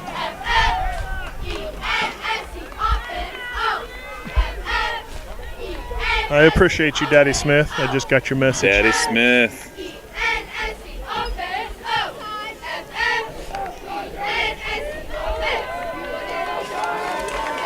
So we go big 3rd down, 3rd and 4 for the Chargers. Oh, there's that follow Street's play. got it. Oh, Street jumps hops over over the a guy. lineman block and gets Look at the that. first down. Nicely PJ done. Robillard pancakes his block. Pancakes is blocked, but right in front of Street. So Street's either got to trip over him or just It'll be a Chargers, jump over him, and that's what he did. So moving the chains again at the 45-yard line of the Chargers. First down. Just keep it rolling, Coach. Let's. Yeah, I think they're going to just try to keep the defense guessing, putting Street back as quarterback, because he can throw very well. Obviously, Absolutely. he can run it. So make him guess a little bit more. I'd like to see a couple pass plays here from Street to keep the defense honest a little bit. That wind has picked up again, picked so up, we'll see though. what happens. There's that follow play again. He sets the edge. 84. Whew. Good 84 recovery by initially 84. got him, but Wraps him up. That's Good. Joshua Anderson. Gain of 4 on the play. It'll bring Gain up of a 4 on the play. Chargers, 2nd and 6. So I mean, I say keep the defense guessing, but hey, if you win the physical battle up front, it doesn't matter if they know what's does going on or not not. matter. So Nope. our safest bet is to keep running the ball. Well, and some may think that we actually, even though we're in the Division II, may still have a target on our back with this team needing to prove something. And that's one of the things someone mentioned to me earlier is, beating the Lighthouse Chargers on no matter what field. It's a big deal. Yeah, anytime you get a chance to beat the Chargers, you're going to take it because Well, it had just a lot of shows the success. level of our program and the respect they have, right? Yes. A A lot of success over the years. Multiple national championships, multiple runner-up, 3rd place finishes. Again, first time in Division II, but as I believe I saw your notes that Coach Brett said, hey, the joy's in the journey, right? So the joy's in the journey of this thing, and Joy is in the journey. it's been a difficult season, but love to see the Chargers in with a win and played a great game on Thursday night. Ethan gets outside. They couldn't Ethan wrap makes a up. cut. Excellent run.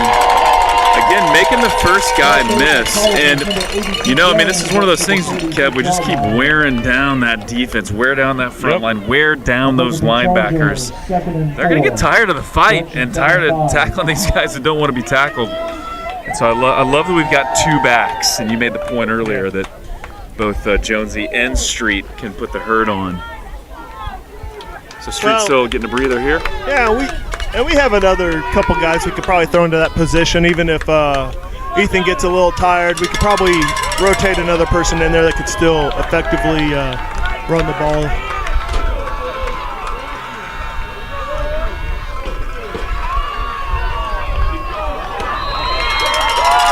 Ethan running hard. Jonesy still churning there. Crowd cheering the effort. Not much gain on the play, but effort was worth cheering for. So third down and about 3. Is it actually the fourth down? Is it? Chain Gang has not updated it. It's still third. Well, I think it. A little confusion. We just heard a fourth down announcement, but it was third. So we're gonna run it here, of course. Gonna jump show and blitz. Coach may change his mind here. Not sure what call sign that was from Coach Allison. Looked like he was trying to do a Vulcan mimeld from the sidelines, but Street cuts back. He's got lots of room. Makes another cut. He is still on his feet. Needed a couple, and he got a lot more. It's down to about I think it's at the 15, maybe? close to the 15.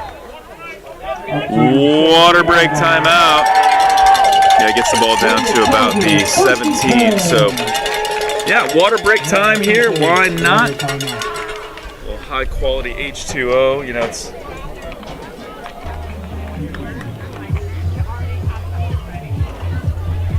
Did you know that?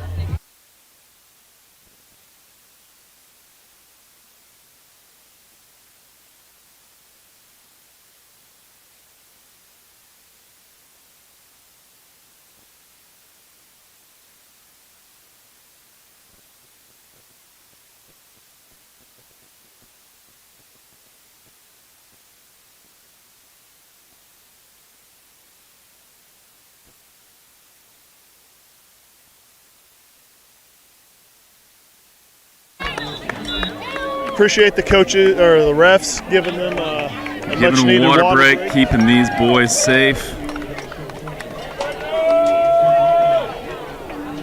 That's where cramping can be an issue. We had a lot of cramping in that first game on Thursday night.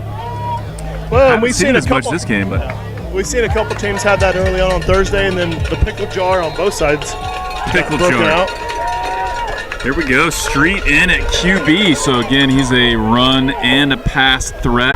Robillard lays out a guy again, gets down the field. But that 56, man, he is a baller. He's reading that. He's got some technique that's getting him through pretty good. He is making lots of tackles, kind of saving the day for the defense on multiple occasions. I think a part of that was misunderstanding of responsibilities by one of the backs and where their blocking scheme needed to go. But looks like they worked that out from the sidelines. Jonesy's back there with Street still Street QB. again. Street observing the line, and it is going to be a run there. Oh, face mask. Indeed. 66 there. You're trying to make a play. That was not egregious. Not egregious, but he did. It was clearly a face mask, so going to be a penalty and likely a first down. I always. Personal foul, face mask. There we go. Is it 10 or 15? We shall see if it's 10. It may not be a first down. 10-yard penalty. 10-yard penalty, so not quite a first down yet, but moves them forward. First and what, 2 or 3, probably? Somewhere around there. Yeah, it looks like The sun's in a weird 3. spot, so it's kind of hard to see It the is in a field weird itself. spot. It's kind of hard to see. I have to shield my eyes here to be able to get a good view. But not an automatic first down as it is in the pros, but does move the ball forward 10 yards. It'll be second and about 3. Man, I'd really like to see that a slant to Allison or something in that gap. I mean, there's all kinds of room there. 84 is over there, yeah, and he he's the picked guy. it off before, so it'd Exactly. have to be kind of a touch pass, but it'd have to be Get it quick, over that, too. Get it over that guy's head. Street with the spin move, got his wheels moving, and down to the Street, 1. lots of energy on that play. That's enough for a first down. So going to be now a first and goal from the 4. Chargers knocking on the door again. We had that heavy set in where Levi Wall was able to get in as an extra lineman blocker. Great true freshman. Man, the kid's strong. He plays defense well. He's a great blocker. He doesn't care where he plays. He just is happy to be on the field. So it's good having those young kids ready to go.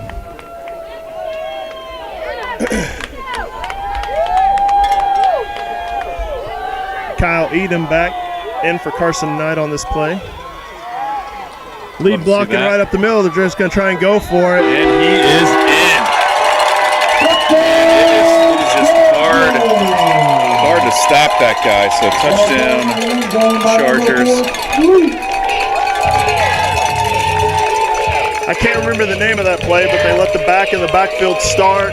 Kyle Edom came behind him to help seal off a blocker, and then with the big, strong legs of Street, he's able to just work his way into the end zone.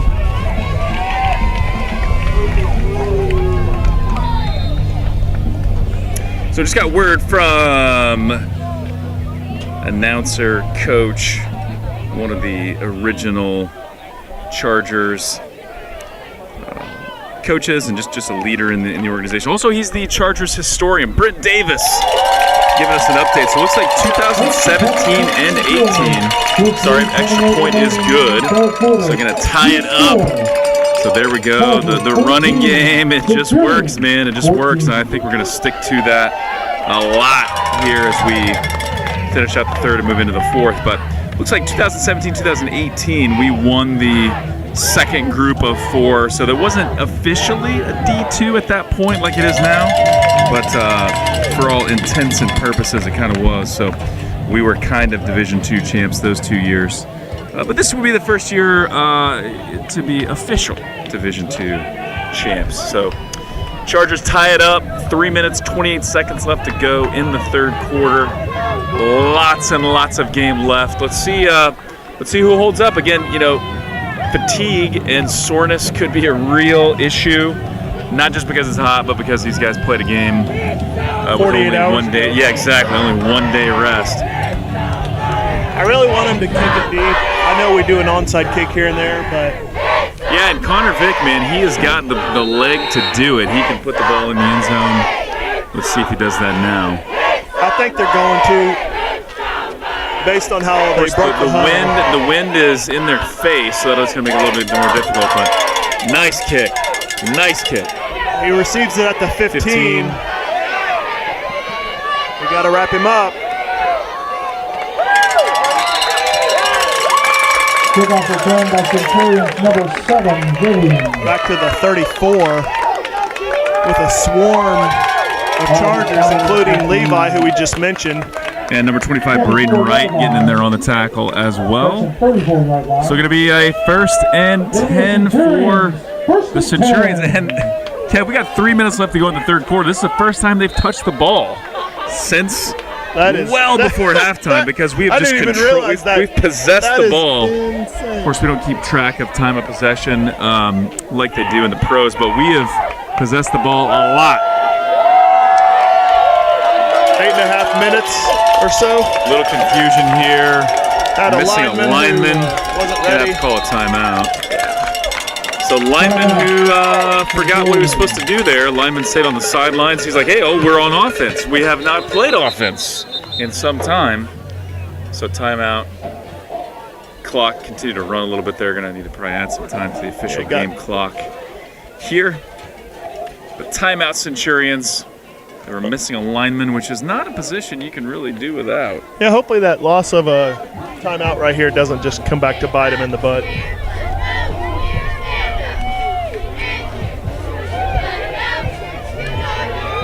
We got a good student section. Absolutely, man. You got the Chargers traffic cones out. That's right. I like it. So serve as a megaphone. They're actually megaphones, but they look like small traffic cones, which is fun. But everybody's standing up, everybody cheering.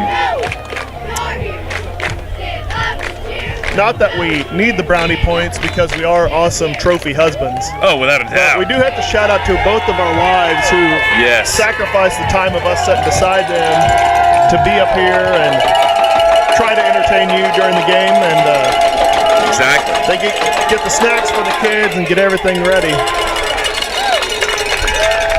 Of course, Brittany coaching the cheer squad. Megan leading the cowbell gang right now, which is needed. And yeah, they're in charge of kids. We're just up here talking like a couple of knuckleheads. And so shout out to the real heroes. Well, yeah, Megan the real Grundy heroes. and Brittany Curry.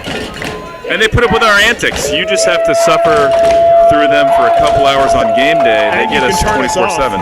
And you can turn us off. You can go mute. Be like, hey, this game is better in silence. So We got trips right. And we got a lot of cushion on that Fake side. the handoff. That was set up for a screen. That was number 78, Noah Townley, getting in the backfield, putting some pressure on the quarterback. Quarterback tried to find that relief valve and hit the screen man. Screen man was not looking. Pass falls incomplete, going to be That was definitely third down. something Coach Hunt covered in the pregame film stuff. As a defensive lineman, if you get released earlier, sometimes you think, man, I made an awesome play. But in fact, you just get released because of the screen. Big third down here. Crowd going nuts. Back Looking to his left, he's scrambling out. He's got him up. He's going to, really close. They're going to mark him short. They are going to mark him short. They may have just given it to him. Let's see. First down, okay. First down. He seemed to be standing short, but he just hadn't quite gotten there, so that's going to be a first down for the Centurions. I think that's probably the right call. It was definitely close, the sun and the wind affecting my vision. Yeah, that's perfectly understandable. It's science, guys. I can't explain it. We have to battle the elements up here. And that's not an easy life up here. It really isn't.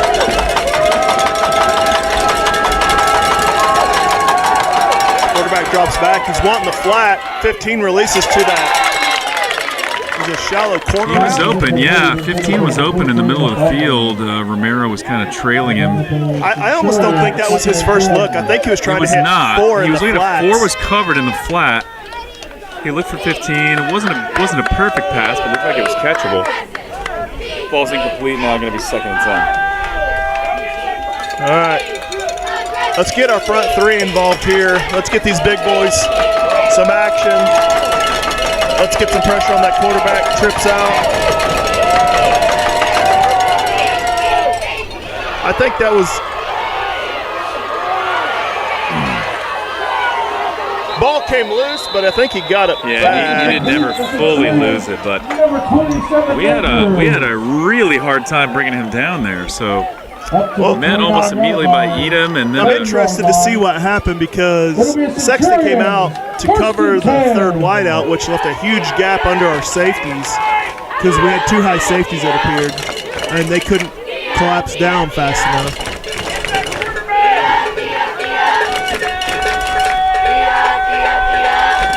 This game will be decided in the 4th quarter, though. Yeah, for sure. Minute 20 left to go in the third. Coach Street trying to get his guys to pay attention here. There's a toss play coming out. The guard got out, had a heck of a play. 6 has some wheels. He had room to run. Fortunately for the Chargers, steps out of bounds. They did set the edge on that right side. So minute 6. First and 10. Timeout Chargers. So maybe need to change up the defensive personnel. Need to talk about this a little bit. This is a big possession here. Obviously, a back and forth contest. You want to be able to hold up here and not allow this score. I don't know what the guard's number was. I couldn't see it at the time, but he pulled around that group of 3 on the right side. Fast and he set got out the edge. I there. think it was 66 for the Centurions, and tip the hat to that kid because he was out there in a hurry. Set that right edge and allowed 6 to get down the sideline. And really, if he hadn't stepped out of bounds, it would have been a touchdown because he broke past our defensive backs, and he was deep. And based on what I heard the coaches talking about, they're setting up this play action to where he'll do that, but then he'll pass it to the weak side, and almost like a screen or so like fake a that short handoff to 6 again and turn back to the weak side. Trying to get the defenders to bite on that toss because now it's been successful. Well, maybe they'll see it toss back the other way. So still have to be disciplined on our assignment.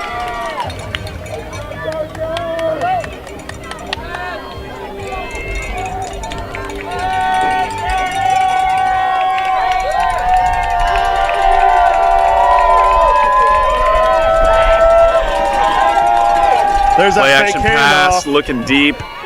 Number 2 is there, catches it just past the sticks. Pass complete to Centurions, number 2. That is enough to move the chains. He Very was disciplined. he was too open. He was too open there. Well, I think you can tell from that the quarterback and that receiver has the timing down because as soon as he come out of his break on his route, the ball was headed to him. Yep.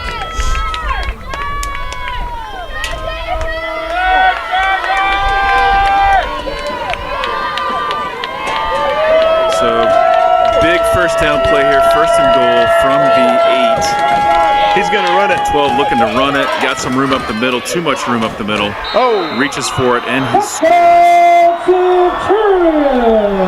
So, no surprise there. That drive was really set up by the passing game, but then finished off with the quarterback keeping it, running it in. So Centurions get and take the lead once again, up 20-14, extra point on the way.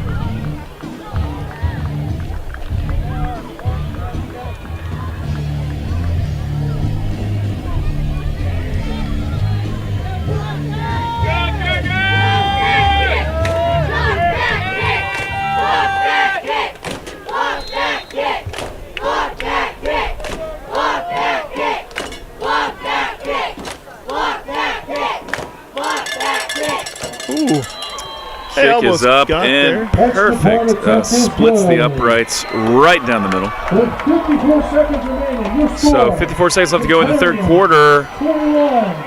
Centurions lead 21-14. Chargers about to receive the kickoff.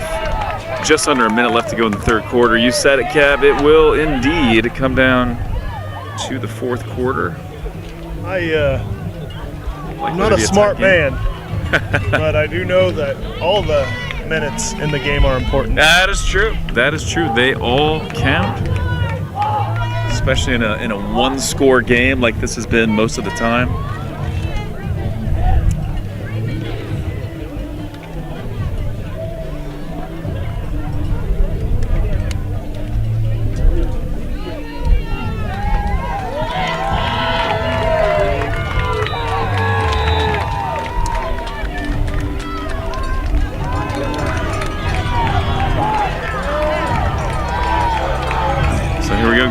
Wait for the chant of "Take it back." I'm sure that's what we're going to hear momentarily.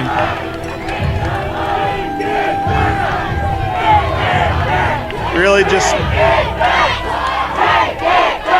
getting the momentum going is all it takes. So that's right. Let's see what we have here. So looking for a deep kick again. 23 is notorious for putting it in the end zone. Let's just hope that if it's deep, our return men let it go and don't try to do anything too heroic. Let's let that ball sail into the end zone if it's there, and it is. Oh man, that stopped right on the goal line. It hit in the end zone, on the fly, and then immediately died. That was quite a kick.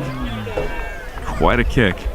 That's like that shot with a 9-iron onto the green that just dies on the green. And I don't know if that's what he wanted it to do, but it did. It worked. All right, so we take over the 20.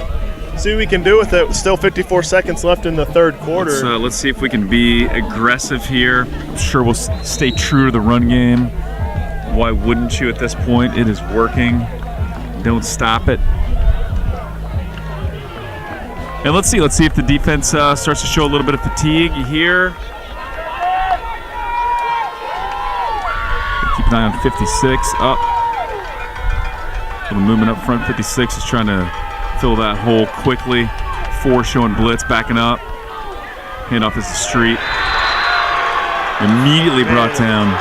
Just crushed on that backside. 3 guys, and that's what's tricky is, somebody's going to wear down over time. The defense is not showing signs of that at the moment. So not quite get the block there. They're going to have to run a play here before the end of the quarter, I believe. I don't think they got enough time to have enough time on the play. I think you're right. I think they're going to have to run it before. You think we see a shot here with the pass? Possibly. Maybe we get them on an aggressive call. We got to keep them honest. I'd love to see. I like your slant call from a little bit ago. That's probably going to be open. Oh, timeout, Chargers. There's still some confusion. That is not the time we want to call a timeout. That is disappointing, but must have been some confusion with the boys, and so need to talk it over. So 8 minutes and 6 seconds left to go in the quarter. 14-21, Chargers trail.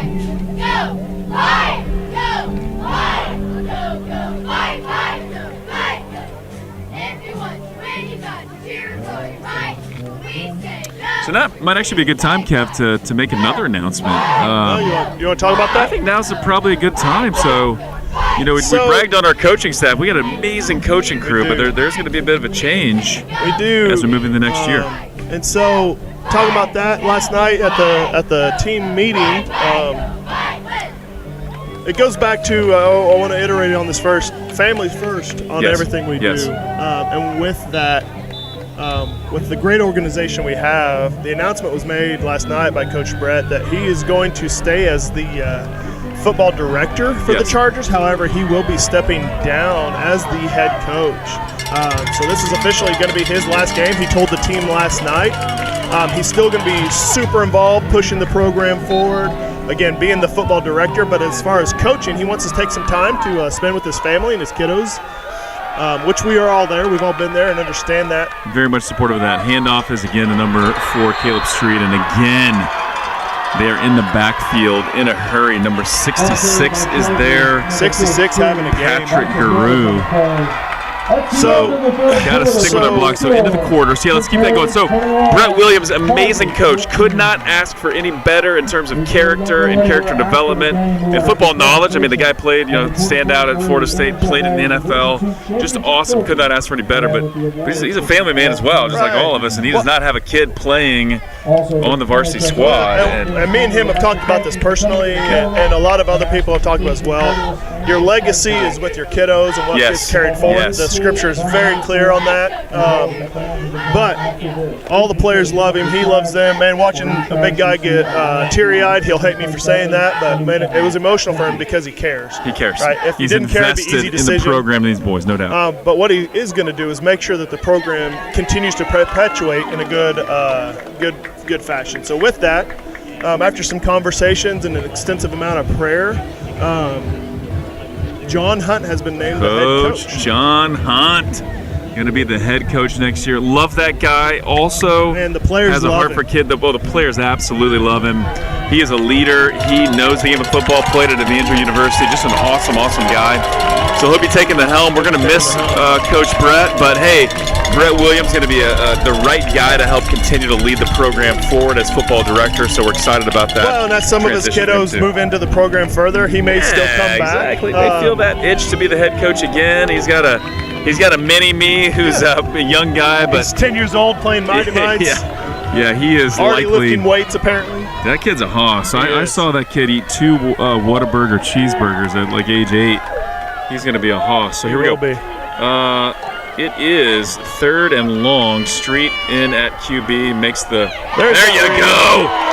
That was a beautiful pump fake and pass to Everett Allison. It's complete, short of the first down, but only by about a yard.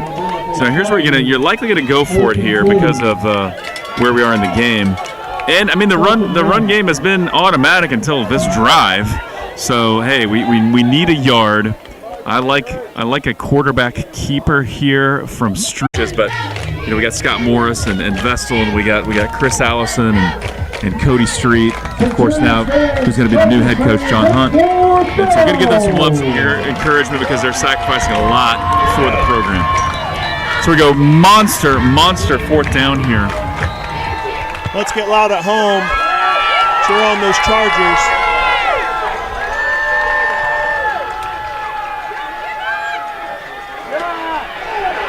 They did not get it. They did not get it.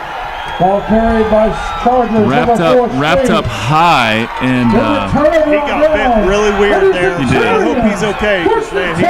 That tackle was high. It was just below the helmet, so he did get bent a little bit weird. He's one of the toughest kids you'll ever see, so looks to be okay. But that was a big 4th down call, and man, we just could not get the push.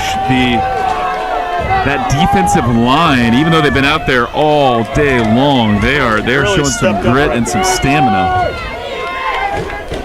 So now we got to get this defense to really hold up because Centurions have the ball in excellent field position, 29-yard line, 1st and 10. Centurions lead 21-14, 11 minutes left to go in the game. Chargers defense is going to have to get nasty here. Nothing big, nothing easy. Elam spread out really far wide to get taking the handoff, little sidearm throw. Little Patrick Mahomes to number 27. Number 12, that's Gabe Drown, the quarterback. They sold that handoff well. He sold the handoff well, rolled to his left. Good coverage, though. I mean, the cornerbacks, the secondary did their job on that play, keeping everybody covered up because it made number 12 hold on the ball a long time. Finally, we were getting some pressure on him. He had to throw the ball, but was complete. Gain of about 6. So 2nd and 4. Ball is on the Looks like they're going to hand this off again. Some conversation between the quarterback and running back here. Letting the clock run a little bit. He's going to run it to the flats. Pass is complete. The Centurions, number 15, McLaughlin. So pass is complete to number 15. He was quite open in the middle of the field. Big hit laid by Kyle Edom, but he held on to the ball. Number 15 did, and going to be now 1st and goal for the Centurions.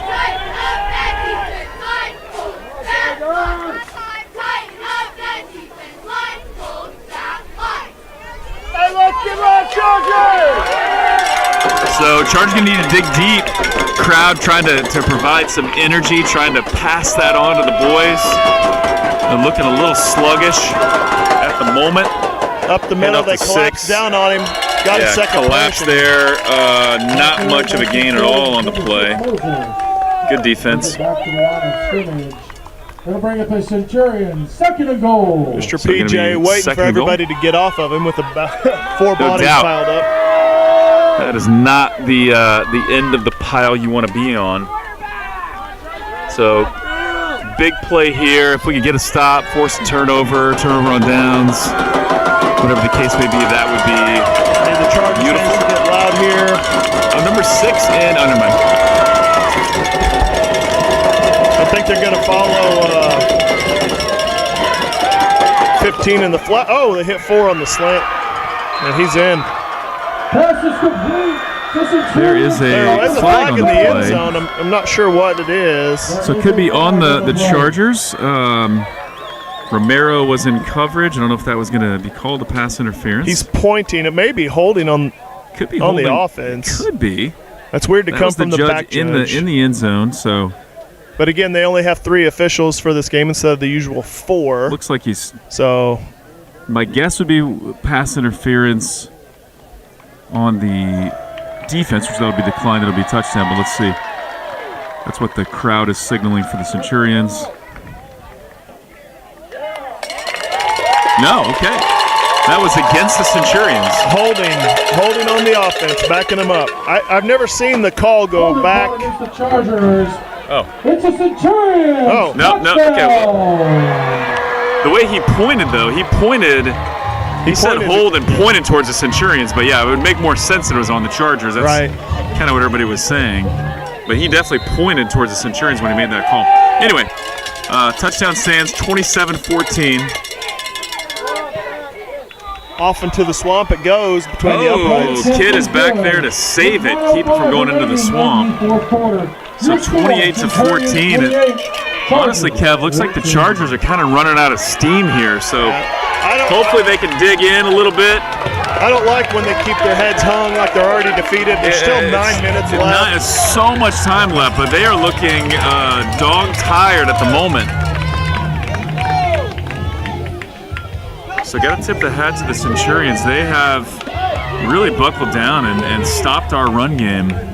You know, I'm curious, and this is just more for myself, how many of the other programs spend as much time on film and stuff? I know we did. Significant amount of time and a lot of walkthroughs, not a lot of practices, just walkthroughs. And I'm just curious what the other programs have done for that and what they do with their time down Well, here. they're here, yeah. Because as we've talked about, the Crusaders who came down the night before their game on Thursday. Which probably did not work in their favor, traveling 12 hours the day before especially playing being us. a physical game as it was. Totally. Or actually, I think about 14 hours was their travel time, so by bus maybe a little bit longer. All right, so hey, lots of game left, fans. I know you're not giving up hope. Let's just hope these boys are believing that the game is still within reach, because it is. Absolutely. So they decided to enforce that penalty on the kick, which is fine. This just basically guarantees this kick's probably going over the fence. because 23 has got a boot. Carson Spears and Timon leading the take it back chant on the sideline. Yep, love that intensity. Fitting that your son will be leading the cheer, the chant from the sidelines. That ball's very deep. Kickoff goes into the end zone. Kick us back to the warning track. That's right. At the 20-yard line. 9:05 left in the game. Let's see what happens, buddy.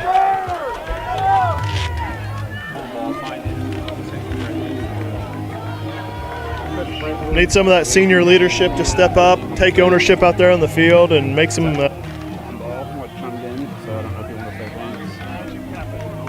Yeah, just a shout out from the Tom Ball organization. Coach Brett Williams is an amazing man and leader, truly one of the best out there. Congratulations as well to Coach John Hunt.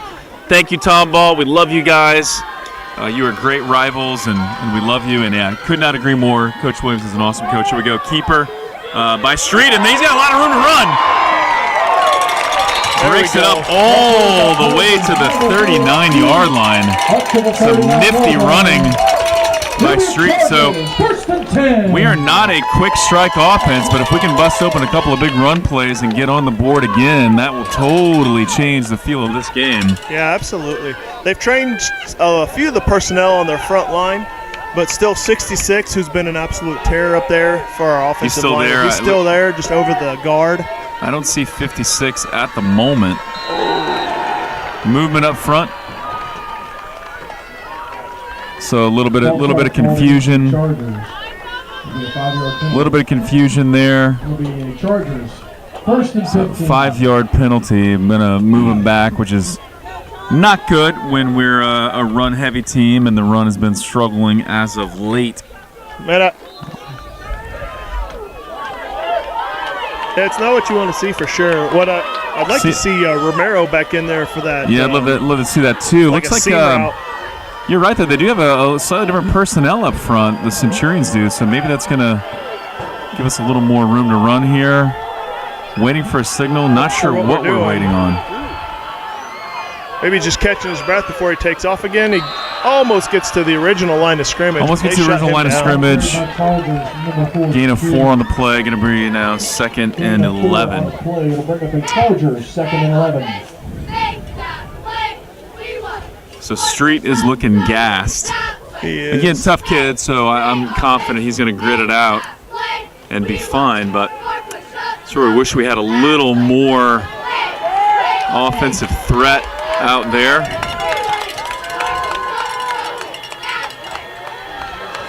Man, they keep doing the hard count, and I got to just say, I'm just not a huge fan to do it all the time.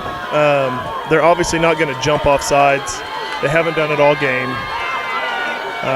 And we're just wasting time that we really don't have to come back into this game. Yeah, I'm a little perplexed by that as well. They read that the whole way. Keeper by Street. And now they're just going to draw back in coverage and because a lot. 3rd and 12. Yeah, I mean. So now you stop and just kind of prevent any big play from happening.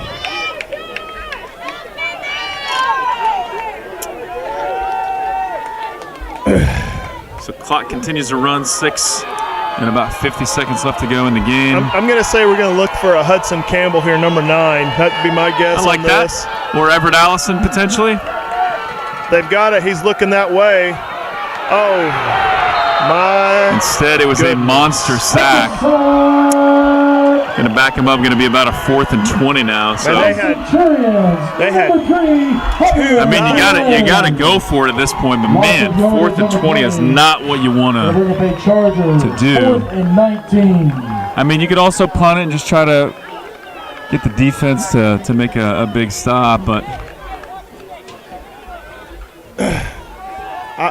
they're kicking it. They're going to have to kick it. I don't even know why. Honestly, why it's a question. I mean, I love my boys and I love how they're playing, but based on what I'm seeing, that 4th and 20 is just not a.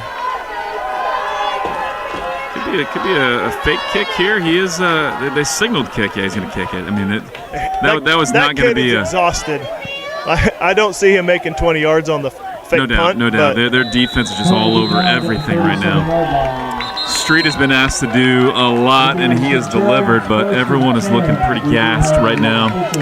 So we dig in. Hey, we need a stop.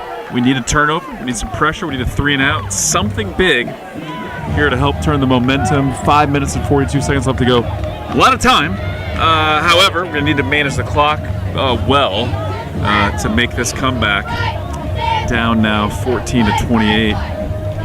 And pretty good field position for the Centurions. They've got the ball on the 37-yard line.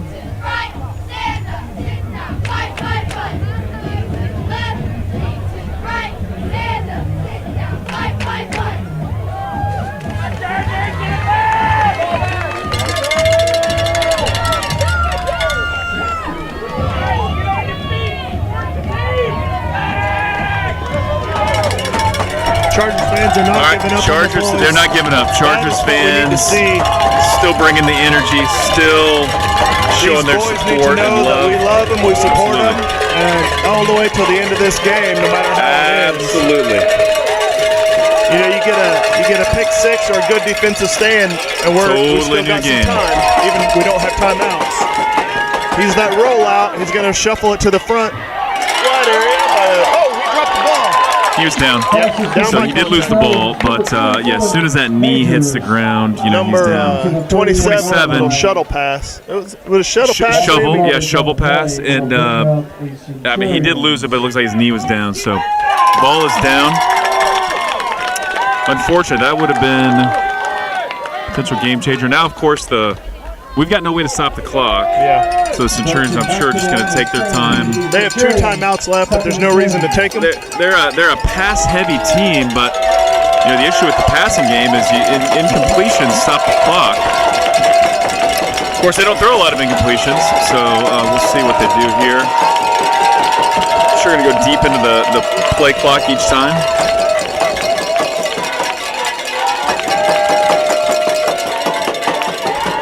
Handoff is he tries to cut back up. They swarm him. Only gets a couple on maybe one. Handoff to 23. Their kicker, Luke DeJance. Or DeGance, I'm not sure. 3rd and 10. We get back to the line of scrimmage. And then the Centurions, 3rd and 10. So big 3rd and 10 here. You know, they don't have much going on in the run game, so. But I could totally see them running it to try to eat up the clock. Let's see.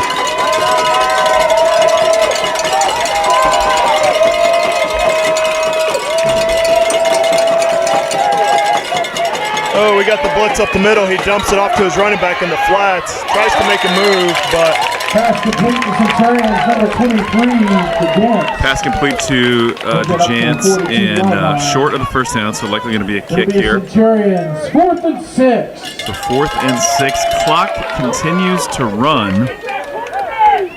3 minutes and 50 seconds left to go in the game. DeJance in to kick. Ray Sexton back to receive for the Chargers. Of course, no problem going deep into the play clock for the Centurions. Chargers would love to get the ball here just as quick as we can. Good end over end punt. Bounces at the 25. They're going to just let it roll. I don't know why. It pauses for a minute, then it takes a Centurion bounce, gets down to about the 14-yard line. So.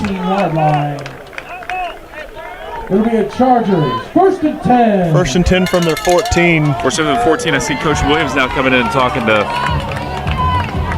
Caleb Street. So he is going to be in at QB. He's going to finish this game out, I'm certain. Yeah, being a senior and everything. Want to get some seniors. I've definitely seen some seniors go in here. I do love that move by Coach. Let's let some of these seniors get some minutes here.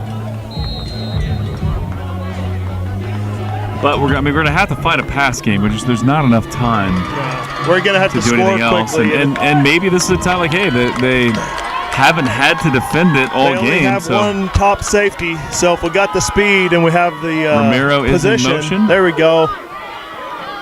So I think they were potentially letting Street read that. Yeah, they do have a play where he either pulls the handoff and throws it, or he runs it. We bring up a Centurion, a Chargers. But here's a little bit of a pickup offense. A little bit of hurry up. Yep. So clock continues to tick. 2 minutes 55 seconds left to go in the game.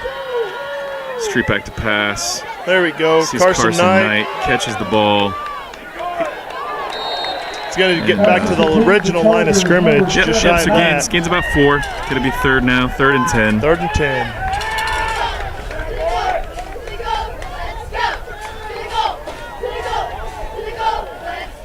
Comeback effort is on life support at the moment. Hopefully we can get something here to build a little bit of momentum. Flag on the play. I wonder if it's an illegal formation. What? Offsides on the offense. Offsides called it on Carson Knight. Yeah, they sure did. Said he was lined up offsides. And that is hurtful. That's just one of the weird things that's happened in this game that just compounds the difficulties we had. So now 3rd and about 15 because of the penalty. Now you're going to see him drop back in coverage, almost like a deep thirds, probably something like that. Obviously, you got 2 plays to defend here. Got to go for it on 4th down, no question about it. 3 wide. If we don't get it, Romero is in motion. He turns. He's out to the flats. Ball is low, catches it. Pass is low, so he's not able to do anything after the reception. Dives for it and catches it. Back to the original. I don't know why we're not hurrying. We could have snapped the ball and been ready, but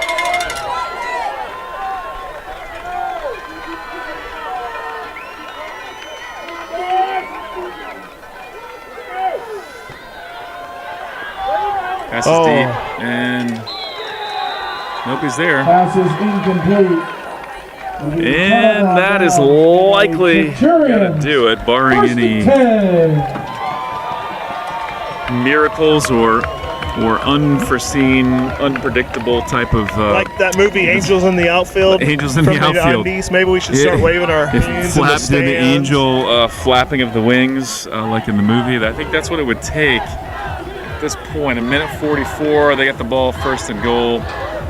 So I have to see here, like, what are they going to do? They're going to get some insurance points, or they're just going to kind of milk the clock. Either strategy would be valid, in my opinion. What would you do in this, Brett? If you were the Centurion team? Yeah, I just try to run out the clock. I try to, maybe pick up the 1st down and kneel it, but I'd run some plays here. Wouldn't really try to get in the end zone necessarily. Nothing wrong if they do, but he's coming under center. Yeah, so he's coming under center. I think they're just formation.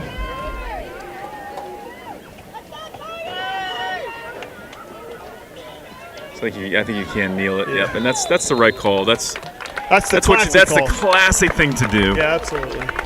No one hates watching this, especially the seniors. You don't want to end your game with someone kneeling the ball 4 times and letting all the clock run out. But that's what you also don't want to just run up the score for no reason. I said insurance points. There's no need for that. So I looked like they were maybe calling a play. So I like this, that they're going to run out the clock. Not the way the Chargers wanted the season to end. But hey, as we said to start this game, this is going to be a close game, and it was. Really pick six. The pick six was probably the biggest momentum shift. It was, and then we had the failed 4th down attempt that then led to that final score to put them over the edge. But clock continues to run, so they're going to do that one more time. Feel bad for the boys; their heads are already hanging. Yeah, that's the sport, right? It is the sport, man. That's the sport, and that's life. Like, you're gonna face disappointment and setbacks, and so how do you pick yourself up? How do you move forward the next go-around? And we touched on it early. The seniors who spoke to the team one-on-one, that's all the stuff they mentioned. Life will never always go your way. Without a doubt. And how you react. But like you said, you mentioned for Coach Brett said, life is the joy of the journey.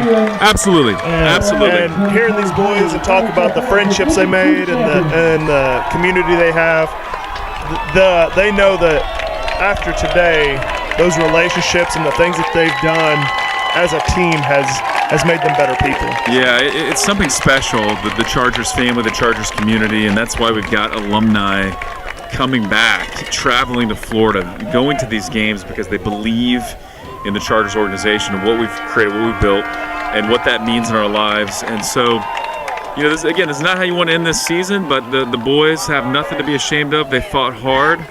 This was not, our favorite season from a win-loss standpoint, but A lot of valuable lessons learned. I'm proud of the effort. I'm proud of the coaches. I know both of us are pretty competitive people. Oh, without a doubt. And I would personally use this in the off season to get bigger, faster, stronger, Yes. more discipline, and take all those variables out of the equation as best I can. So next year when I come back and we start skills camps and everything else. So heart of a champion is, you hate a loss like this. You let it sit for a little bit. You feel the pain of it, the weight of it, and then you just get back to work. And you hear guys talk about that, like the Chiefs when they lost the Super Bowl. Man, nothing drives you or motivates you going forward like that loss in a big game. And so, yeah, sad for the seniors that are moving on, but excited for the guys that are sticking around, and hopefully this will be a motivator for them to that would be a dig deep. knife that I'd just keep twisting and just keep motivating myself to never want to have that feeling again. Yeah, and I think the coaching staff they're gonna do the right things to get the guys ready in the off season, and so. Well, and if things move forward, right, and we're starting a new facility, maybe even getting the potential of some weight room usage in the off season. A lot of community and family time gets spent in that weight room, encouraging each other. So. Absolutely. Well, yep.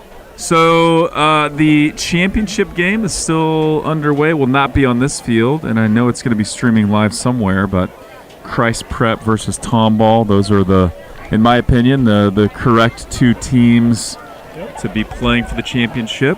Both have some great players. Absolutely. We're really all four teams in the top four. Absolutely. Just like, every team out here has great players. Yep. But those teams have some boys. A lot of good athletes, a lot of good coaches. Just some good football. This has been a heck of a tournament. It's always fun to come down here. It is. It's really our true only family vacation we've been taking for a while, where we come down and hang out with extended family and friends. And yeah, it was funny. I was talking to the Applegates. Of course, they've got a senior, Elijah Applegate, and I was just asking the parents, Maria and Brett, today, like, hey, how's Elijah feeling? They're like, we don't know. He's basically just been adopted by other families. They run around, and that's kind of the like. I've seen my kids some this week, but they've mostly been hanging with friends. So it's a pretty magical week. It's a great community, and I know. If I was a teenager, I would love a week like this, hanging on the beach with some of my best friends. Yeah, it's been good. Good traveling, good. Other than the couple days of rain, beautiful weather. Other than the gale, football. That we faced. It's football, it's beach, it's family. And, of course, calling out now some of the leaders and some of the players on the other side. I'm sure 56 is likely going to be getting some love here because that kid is in 66. 12, I mean – talk about mistake-free play by the quarterback. 14, he ran in a touchdown. He threw for several more. Did not throw a pick. Just a great player, number 12. Well, and we've talked about it in another broadcast. Drown. Whenever you have to face your opponent after the game and compliment them, that's tough. But you don't want to do that. Man, you talk about a huge character builder, right? It sounds dumb. It may be cliche to some. But losing well with honor and respect is a huge character that we really need across the board. So yeah, for sure. Yeah, what you really want to do is just move on, forget about the game, and not talk to anybody. But instead, we meet at the center field and give compliments, and I love it. Well, and I'm trying to choke back the tears, Brett, because this does mean that officially our football announcement season is coming to a close. So. But thankfully, I may just watch it over and over and relive these moments. Get a headset on, grab a microphone, and just act like I'm calling the game. Just act like you were there. Yes. Just redo it. Yeah, I think that's smart. I'm not sure how the people at home will feel, but hey, neither one of us are announcing our retirement. That's right. So we are back, like it or not. We are back next season, and man, this has been a good duo. I've enjoyed it. This has been a lot of fun. I would like someone who knows ESPN, or I mentioned this to Brett earlier. Go ahead and just put us out there as a voluntary announcement crew for Thursday night football. The Ocho, whatever. Like we will. I would cover dodgeball games. Yeah. We would like to get a call from ESPN. We'd like to do a little announcing, maybe we'll send it a tape. Yeah. You know, maybe one of our clips will get featured. You know, Yeah, it's hard to say. it really just makes sense. does. Why should the players get all the glory here? Maybe we can get an NFL scholarship for announcing our homeschool football games. We'd like to turn this into huddle. Did you hear what they said when that play happened? Could you hear the charisma oozing out of the speakers? Pure poetry. So yeah, obviously we digress. But yeah, it's been a lot of fun, and We're looking idiots. forward to that is a fact.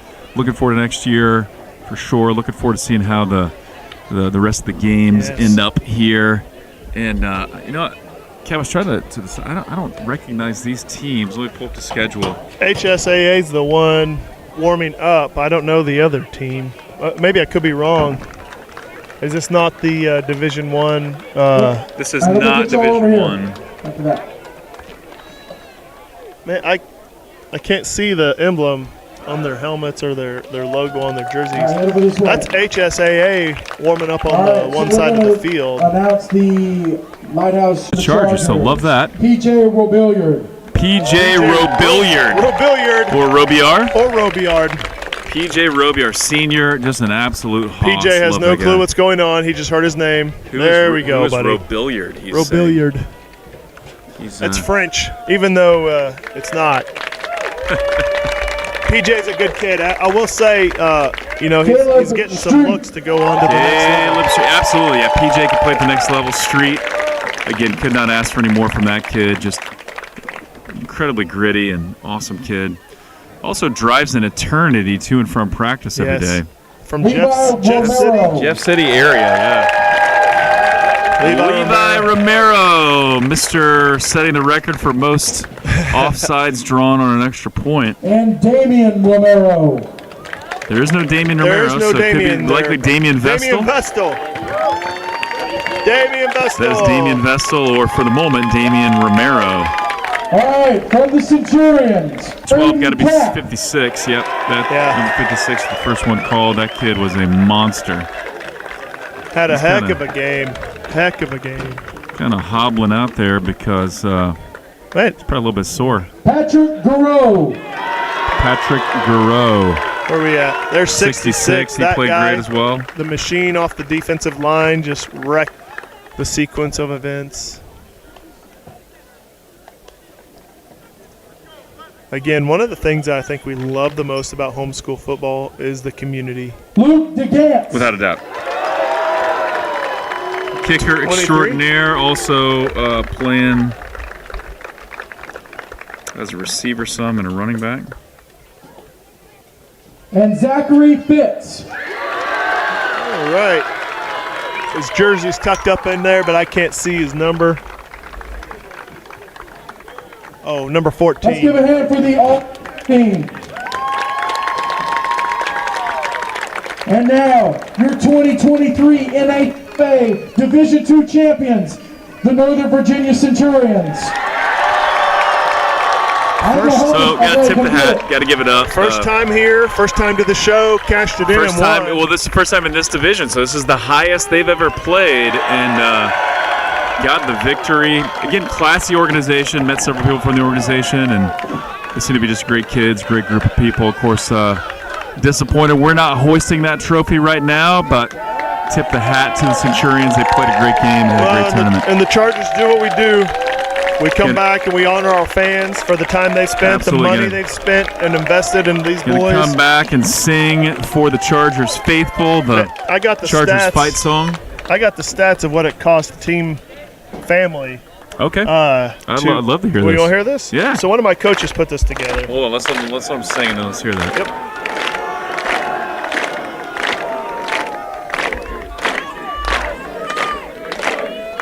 Louder!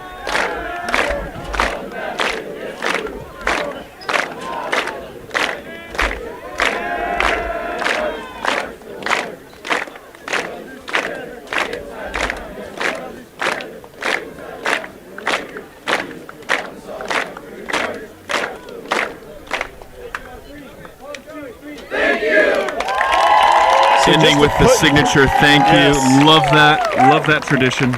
So just to put in perspective, one of my coaches put this together. From July to November, total practice hours and game time, over 200. Wow. More. This was related to junior high, so it's even more for the varsity players. Miles to practice, over 1,000 miles Holy driven cow. over a season just to get your kids to practice 4 days a week. For games, over 2,100 games just to get to our traveling schedule, which a lot is covered from other states and everything else. $500 in just hotel fees, renting places to go and staying if you don't have somewhere to go. That seems even light. 71 tanks of gas, on the average $3 a gallon. So you're looking at just $5 grand in gas. And that's not talking Dang, about bro. food or snacks or anything else. Love you too, Jimmy. Well, Kev, that's going to do it, man.